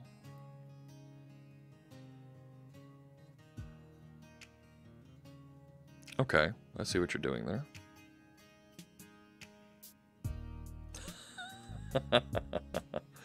Yeah. Should return link title. Oh, and you even wrote a test for it. Hey, check this link, www.google.com. Very cool. If more than one title, that's a good question, Angry Chair. So here, let's do this. Let's test out what we got here from our friend QP. I'm gonna go back over to the conversation, and let's grab these changes, and let's give it a shot. Let's see what this looks like.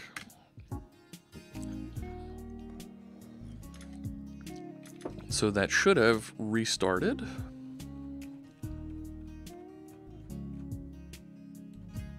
Yep, I'm starting to get errors because that's fine. And you know what? I'm actually going to stop here in Visual Studio Code, and I'm going to roll back to full Visual Studio, because I really like the unit tests that are in there.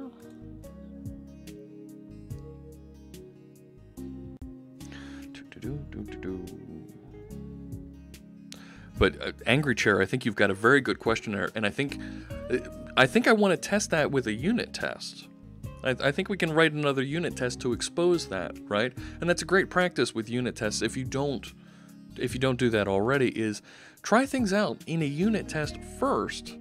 So then you've got it coded and you can reproduce that feature experimentation later. So what I'm going to use, I'm going to go over here to Test Explorer. Let's first make sure everything builds. You see I do a Control-Shift-B there in Visual Studio 2017 to build. And of course, if you're running Windows, you know you can get Visual Studio 2017 Community Edition completely free. Anybody can download that whenever you'd like. Jenny from the Glocks. That's okay. I mentioned before, I need something that's so who's got the cool nickname of the day? And I think Jenny, I think you're the cool the cool nickname of the day. You're a teaching assistant for them. Awesome. So I do have some donations. I do have some donations backed up that I need to send over there, and we're going to be doing that very shortly here. And I want to make a big deal about it. Jenny, drop me a line on Twitter. I'm same thing. C# Fritz. There, you can see it right below me there. Drop me a line. I'd love to hear more about your experience at Girl Develop It. Maybe we can do something together here on stream. I want to make sure that we highlight some of the great work that those folks are doing over there. And thanks so much for joining us today, Jenny. So let's run my unit test. You can always run unit tests. This unit test explorer you see above me is available in all the versions of Visual Studio. It's the live unit testing. You need the full version for it. Oh, Jenny, thank you for the follow. I really appreciate you clicking the follow button there for me. 2669. We're almost at 2,700. Wow. All right, so I've got a couple failures here in my tests. Some of these are being ignored on purpose, but this is because I'm currently streaming, so this test should fail. My chatbot, when chat message received, this doesn't.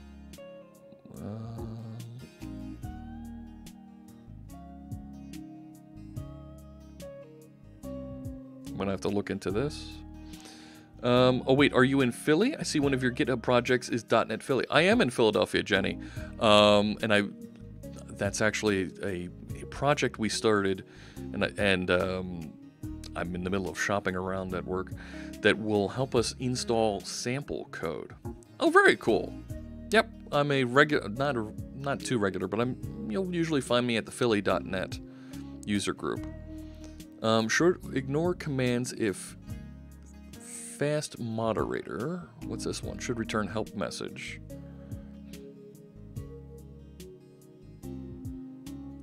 Yeah, some of these are broken. We're going to need to fix these, and I don't want to spend time fixing these unit tests right now. Oh, France took the lead. Thanks for the update, AAF. Your VS preview just expired the license despite updating. Drop me a line on that, Smab. It shouldn't. If you're updating the VS preview, it shouldn't do that. So drop me a line on Twitter. Let's take a look at that. Get you connected with some folks there to dig into it. So the test that our friend QP delivered here, let's take a look at what that was. It's way down here somewhere. String extensions. No, that wasn't it. No. Here it is. Should return link title when chat message sent. Chatbot. Should return link title. So here it is. It's going to create a new Fritz bot with some of these faked out objects here. Wait for it to start.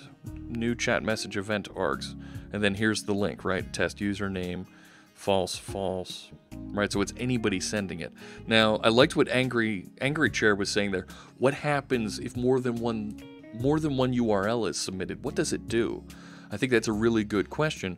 So, Angry Chair, if you don't mind, I'm going to copy and paste this one test here.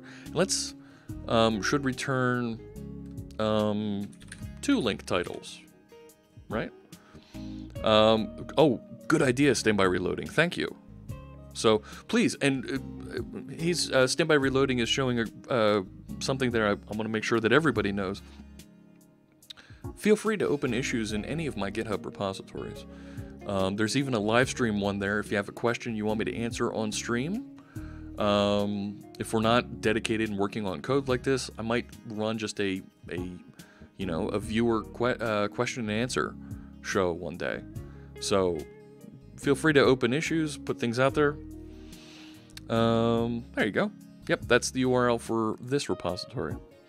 So let's change this and let's make this right. Something Angry Chair, was suggesting. What happens if there's two URLs?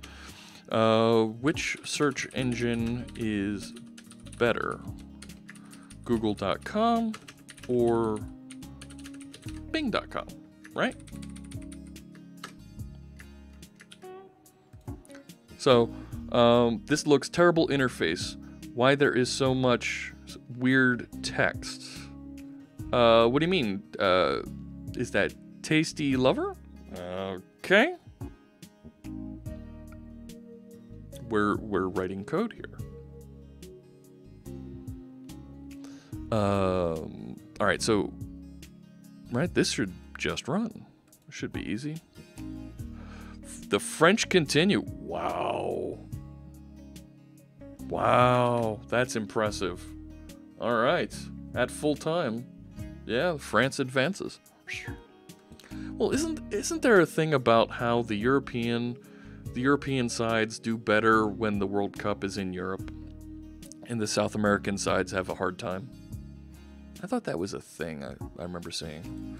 So let's see what happens. I'm going to run this test, and let's see what actually comes out here.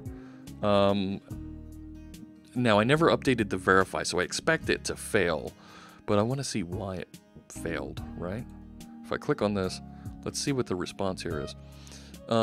Performed invocations, test usernames, linked page title, Google, and then it sent another one, linked page title is Bing.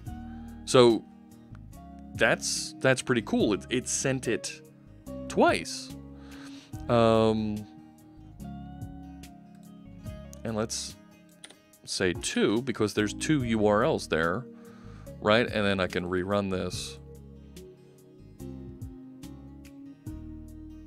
And it should tell me, yep.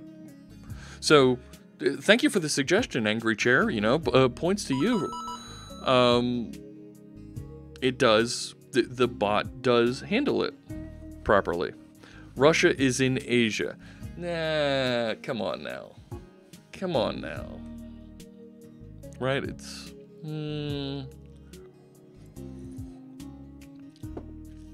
All right, so that looks pretty good. I'm pretty happy with what we have here. I see you laughing at me there, Molly. And we got the thumbs up from Angry Chair, so we're good. Eurasia, there you go. I'm going to add this little bit that I put in here. Added test to verify multiple URLs. And I think our friend QP here did a nice job with writing a little command to do just this. So I am going to do the do the merge and push. There we go. All right. And we should see, yep, merged. This is great. Thanks for the contribution. I added 1 unit test on stream to verify the handling for multiple URLs. And it worked great. All right. That's awesome.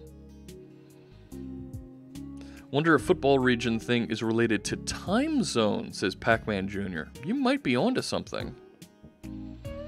No worries, Maker Blinker. No worries. So I think that's... Wow, we spent a lot of time here. And And what I can do now, just to kind of wrap things up with these updates here, let me look at the tags that I have, because I've got a lot of them.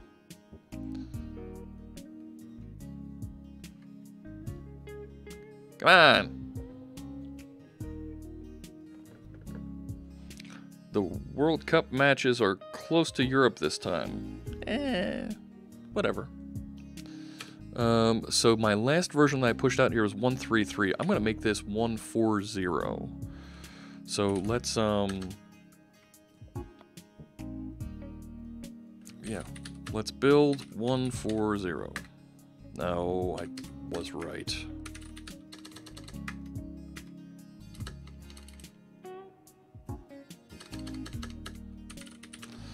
Build 1.4.0. So I have a little build script here that will actually start up the Docker container, do the build, and then push it out to my private Docker registry where I have this residing. So it should start things up and get things pushed out there. The reason the font ligatures don't work in Visual Studio was you need to select Fira Code Retina. Oh, okay. I really like them in VS Code. All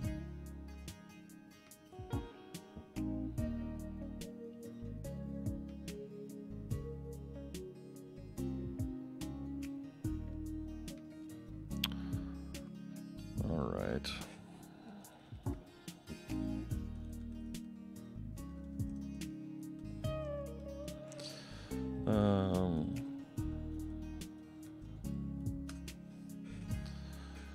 All right, now it's copying things out. We'll let that build and finish, and when that's done, I'll restart my bot here, and we'll get the new followers bit here, and we should see the chatbot now interacting and behaving and answering some of those links that people post here into the chat.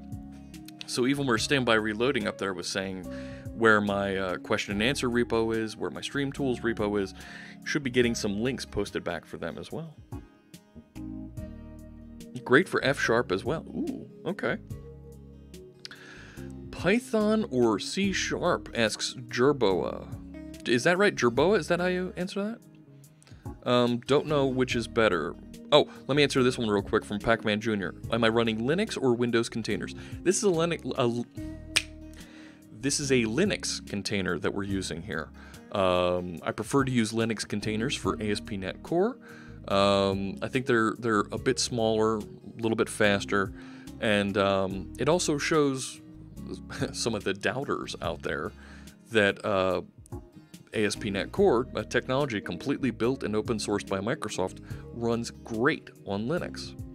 But to Jerboa's, let me know if I'm pronouncing that right, question, Python or C#, both are getting a lot of really good play. Microsoft is doing a lot to pick up and improve Python support. I know Python's used by a lot of folks in machine learning, in that space. You'll see a number of folks on my team and a couple of the nearby teams working on Python more and more. Folks like Paige Bailey are out there doing a real great job showing great tools that you can use in Visual Studio Code with Azure to do machine learning with Python. Of course, you can use Django and some of those other tools. They build and run great inside of Visual Studio Code. C# is tremendous. We're doing a lot to improve the capabilities of machine learning with C#, and you're going to see more and more investment in that. And somebody was actually suggesting, and let me know, chat room, what do you think about this? That I work with somebody to train a machine learning model to take pictures of the stream here and identify the hats that I'm wearing on stream based on a catalog of the hats that I own, or maybe hats that are for sale on Amazon or something like that. So would that be interesting there, chat room? What do you think? Would that be cool to train the Fritz bot, the bot that's in the chat room, to be able to identify my hats? Let me know. But that would be fun to do. But Python's great. You'll see C# in a lot of environments, a lot of enterprise environments where folks are doing more enterprisey types of application development. There are features coming in the future version of Visual Studio, future versions of the framework, where you'll actually be able to bridge the two. My friend Amanda Silver did a great demo at Build.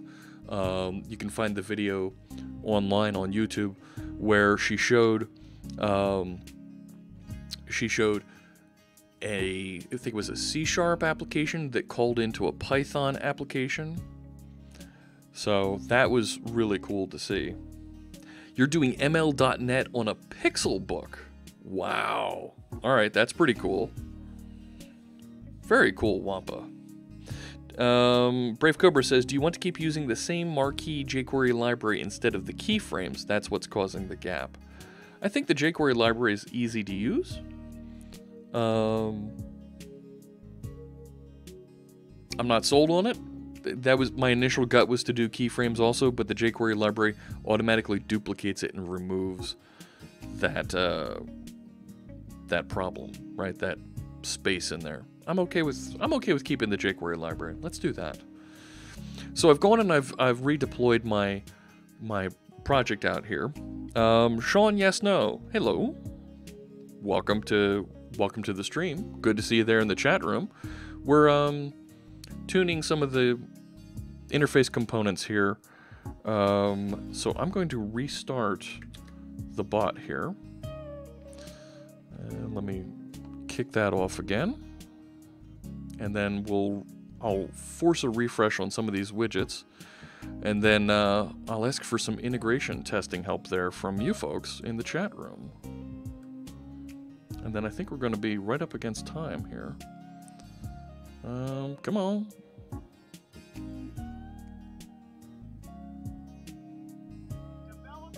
Hey, thank you. Same as name.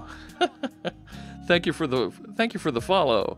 I appreciate that. And Steve, you've been a little busy here this morning. Yeah, I've turned down Steve's voice box a little. He was getting a little loud for us there. All right, let's take the follower goal here and let's force a refresh on that. There we go. Look at that.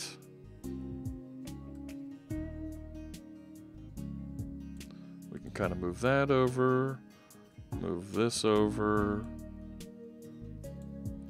That's pretty cool looking now. Thank you, Parathon. That's great.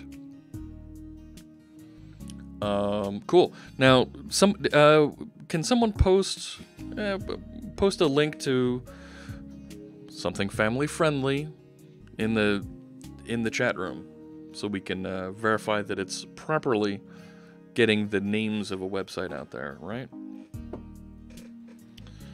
I mean, if I were to post. That's a good one. Standby reloading. And it should come back and say, I like.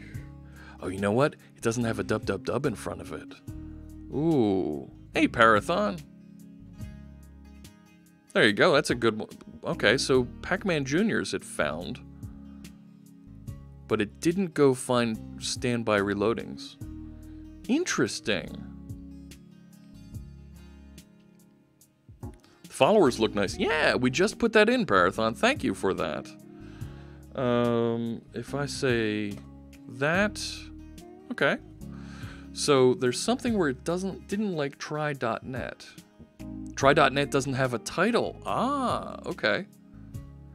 Sean Yasno says, I have a general question. Next year I'll have to make a school project using Python sockets and Android. The question is, which platform should I code, Xamarin or Android Studio? Good question, Sean. Are you familiar? How familiar are you with coding Java and Android directly, or would you prefer to code with C# and Xamarin? If you prefer if you know C# well, you can use Xamarin, then your application can also, theoretically, make it over to iOS a little bit easier. So that's something that you could consider. Yeah, look at that. It's putting up the page titles for those issues. Awesome. So, 2 different ways you could approach it if you'd like, Sean. And it's up to you. Android Studio, of course, is always going to have amazing support from Google. Because they're kind of pushing that, and they want you to use their latest features, where Android Studio is going to be just a half step behind, and it'll be released a little bit after the latest features of Android. But I think you wouldn't use either unless it needs to run on a phone. Sure.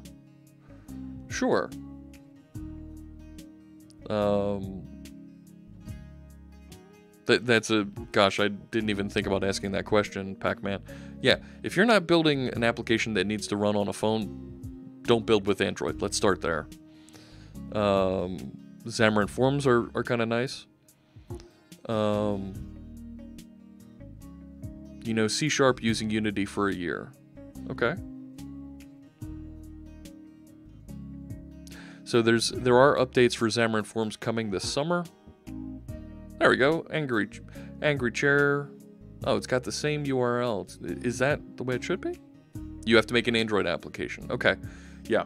Then you're going to want to be in either Android Studio or Xamarin Studio.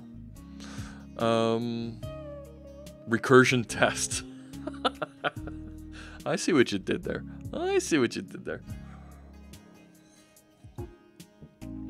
All right. Cool. You know what? I'm not going to get into. We've done so many pull requests today.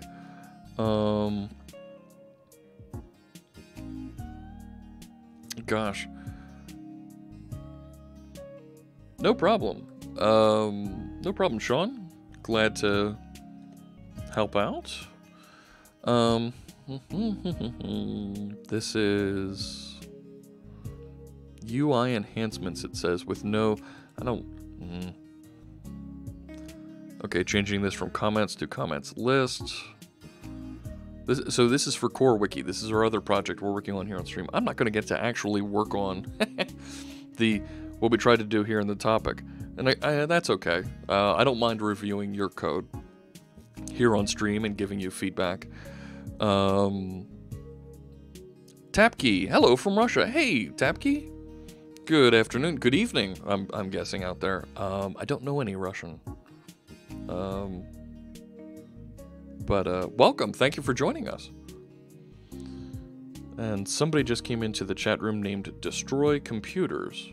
Oh, that's so friendly. Let's see here. So it looks like you just did some user interface tidying up here on the comments list. Oh, there's those white space changes. What's so funny, Nile Crack? What do you got? Let's see here. And changed out the brand for the icon. You know what? We're going to want an aria around that instead of just that. Destroy computers. Yeah, I know. Like, okay. Like, I can see the raw information from IRC as it's being loaded in here because I have the bot logging it, and I mean I can literally see everybody in the chat room and all the raw data IRC decides to output. Whatever. I want to take a look at what Emo has here for us, and then I think we should wrap up because our friend Standby Reloading is going to be working on a project here. Oh, look at this! Angry Chair's trying to inject some HTML. Nope, didn't work. So I'm going to go into this. Core Wiki is the other project that we've been working on a lot here on stream, and it's intended to be a very simple it's intended to be a very simple project with a that generates a wiki, right? Minimum viable. Sorry for stealing coding time. No, that's okay. Yeah, Angry Chair is trying to be tricky here. Let's see, now I'm going to flip over to PowerShell.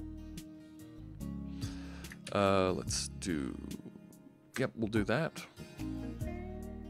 Cool. What do we have here? That's fine.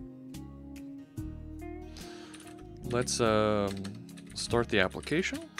Right, this is intended to be very minimum that you need to build an application, that you need to learn an application. And we've been building it slowly here over the past few months on stream. There we go. So now it's listening at localhost 8081. And we'll go to that. And we should see some of these user interface changes. So it's got the CW logo up here, which I'm... Like I said, I would want to put an aria around this with the title. So, but I like how you've put the header together here. That looks nice. What's it look like in dark mode? Ooh. And then ouch. Stop it! Stop it! Woo! That's oh.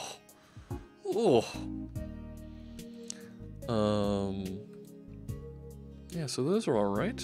I have a couple small things to post for Core Wiki, but I'm waiting for you to finish all of those other branch merges, letting everyone else contribute. Oh. Okay. I don't think... Do I have a lot of branches going on? The one that I'm really working on is the versions here. This is nice. I like this little bit of mopping up here. And since I can't put a comment, I can't see the comments list either. I like it. I like the changes. I would want to put a little bit in the header, but for right now, I'm just going to merge. You know, this is nice.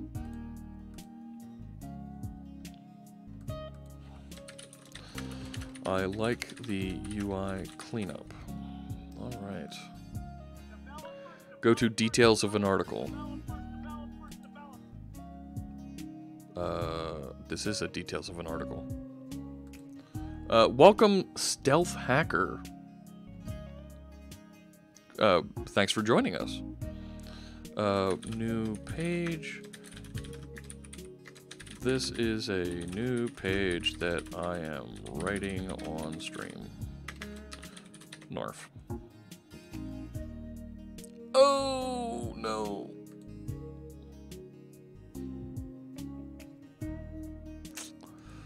I need to be logged in because I don't have... Oh, no. Well, that's not gonna work. What did I break? I broke something.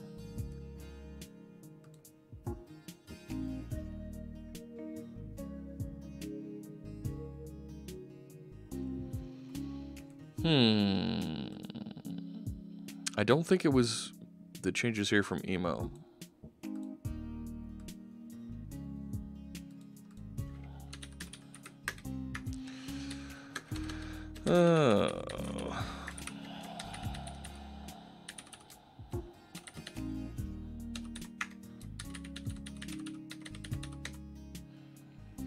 Register. Oh, you stink. It's my own.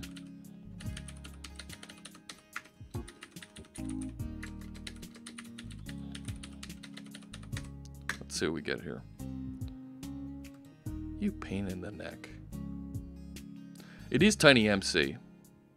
Cool seeing an MS guy stream. Oh, thank you, Stealth Hacker. Please don't hurt me. Let's use a different. Alright,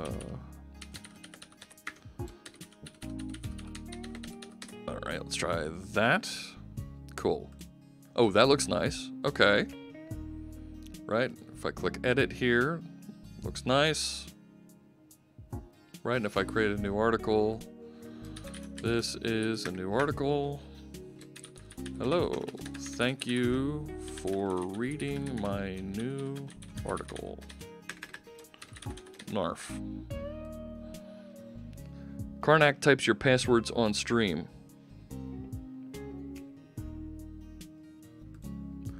Well, that's annoying.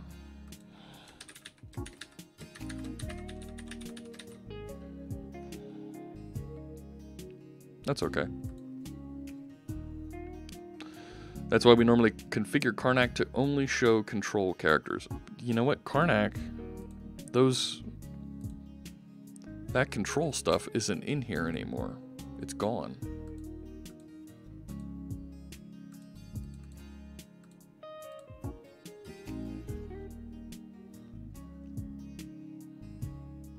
So, Steel Hacker, this is your chance. All right. So it looks like I've got a problem with my Twitter bits there that I need to take a look at. Fix C data issue for article history. Let's take a look at this. Yeah, and this is just loading the data properly for this new feature that we're adding. So I'm good with that. I already reviewed this earlier. Thanks for fixing this issue for me. All right. There is an updated version? I thought every time you started it, it downloaded a new one. Right? It automatically does the, where's the download button?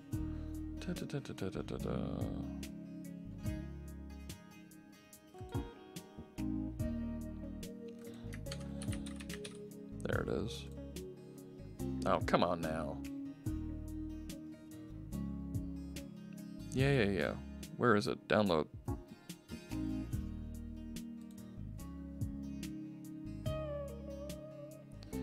Karnak keys. Yeah, download. It hasn't been touched since July 2017. That can't be right. On chocolatey. I've copied the entirety of War and Peace into the title tag.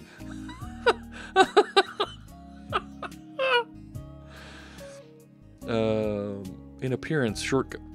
Yeah, so right now I don't have anything in appearance like that. Right? So I've clearly got an older version of this. 19 releases. Yeah, and the last release is 22155. Just use Choco. All right.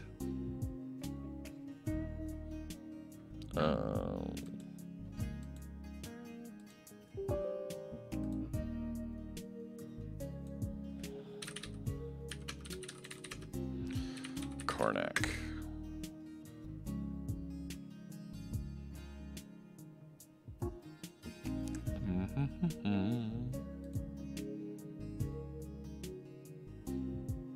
Yeah, 22155.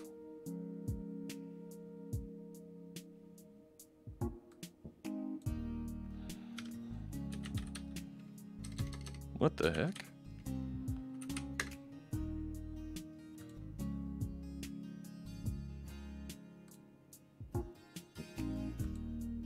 There we go. Yeah. Show only keys which are listed in key maps folder. Show only keys which have Control Shift or Alt windows. Yes.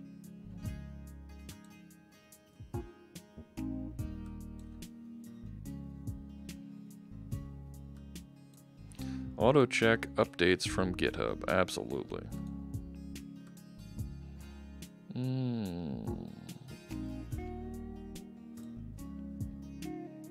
Cool. Yeah, alright. Much better. Classic literature or nah? Sure, go for it. Have fun with that. You didn't copy all of War and Peace in there. You have a monitor standing upright. I do.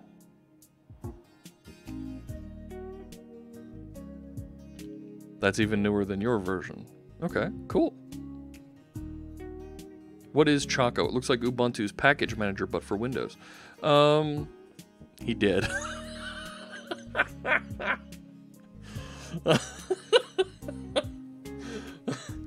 Alrighty there, Angry Chair.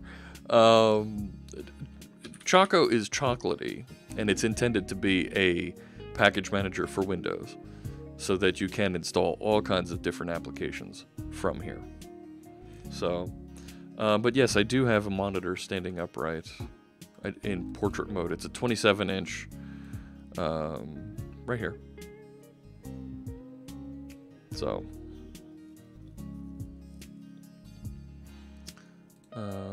yeah, so that works nicely. Oh, look, that's got the thing in the wrong location. Hang on. Karnak, I want it over here.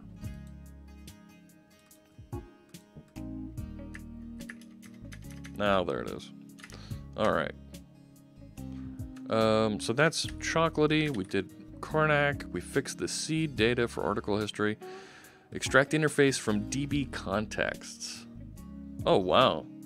Emo's been working here. Awesome.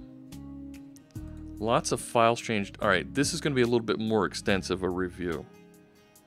Set a monitor in portrait mode for the first time. Yeah, it's great for reading. I usually have my email on this monitor so that it's all laid out real nice for me. This is going to be a little bit more involved. I'm going to come back and hit this one another time because there's a lot going on in this one. Don't merge yet, okay? We will not, but let's wrap up where we are here. So we did a bunch of merges today, a lot of reviews, a lot of code, and we answered. Yeah, I do want to review this closely. We answered a lot of questions from folks around dependency injection. We learned a little bit more about dependency injection, how to do that better with the GitHub service that is out there. We didn't really get into what I wanted to do, writing some code around doing the diff, right? Viewing the history of articles on Core Wiki. We've got the article history feature started out here, and we now have the database changes in place. But we need to be able to start tracking those changes. I want to be able to, from an article, look at the history and be able to see older versions of it and even be able to diff between that. So we'll take a look at doing that in one of the next few episodes. I am not taking vacation time in the week ahead, so I will be hosting at my normal times, Tuesday, Thursday, Friday, and Saturday in the week ahead. Did we get all overlay changes all tested out after deploy? Yeah. Yeah, you can see the new monitor capability here. Go ahead and Pac-Man Jr., if you want to post a link into the chat room, it should tell you what the title of that page is. Something like, right, if we did something like this. So, yep. So it's showing you the title of that page, and that'll help if as we start looking at having the bot do more moderation and how chat room moderators can then interact and make changes in the chat room based on what people are posting, right? If somebody says post something in there that's a mean website, you know, we can warn them easily because we didn't have to visit the website to know exactly what's going on there. I've talked so long that my Mario music has run out. So thanks so much, everybody, for joining me today. I really appreciate it. I will, of course, archive off this video, and we will send it over to YouTube a little bit later today. And our friend Standby Reloading is going to start working on his Lonely Developers website here on Twitch. And I want to make sure that we raid over there. And I forget what he named his. Let's see. I thought I had him. Are you ready to go there? Not EM Triple. No. Claire's going. Oh look, Felicia Day. Don't forget to edit out my password. That's not a password that I use anywhere. Standby reloading. Channels. There we go. There he is. And there he is. Name just got Divide by zero show. So we will... Yep, we will raid over there. Raid. Divide. Come on, spell it right, Jeff. Divide by zero show. All right. Thanks so much, everybody, for joining me. I didn't actually key in my normal password, right? I was just typing the word password. I wasn't actually showing. I didn't actually log in anywhere during this. So, thanks everybody for tuning in. I'm going to send you over to Divide by Zero show. See our friend Standby Reloading, and he's working on this project to allow folks who want to write code together to meet and Visual Studio Live share together. So. Alright, hey, thank you, Pac-Man Jr. And let's go say hi to our friend Standby Reloading. Bring lots of C# bots over to him, alright? There we go, we'll kick off that raid. I'll see you over there in just a few seconds. There we go. And this will raid over there. Just heard the chat about it. Awesome. And here it goes. The raid takes just a few seconds. Gives you a chance to opt in. 57 of us, looks like, gonna head over there. Let's see how it goes. Take care.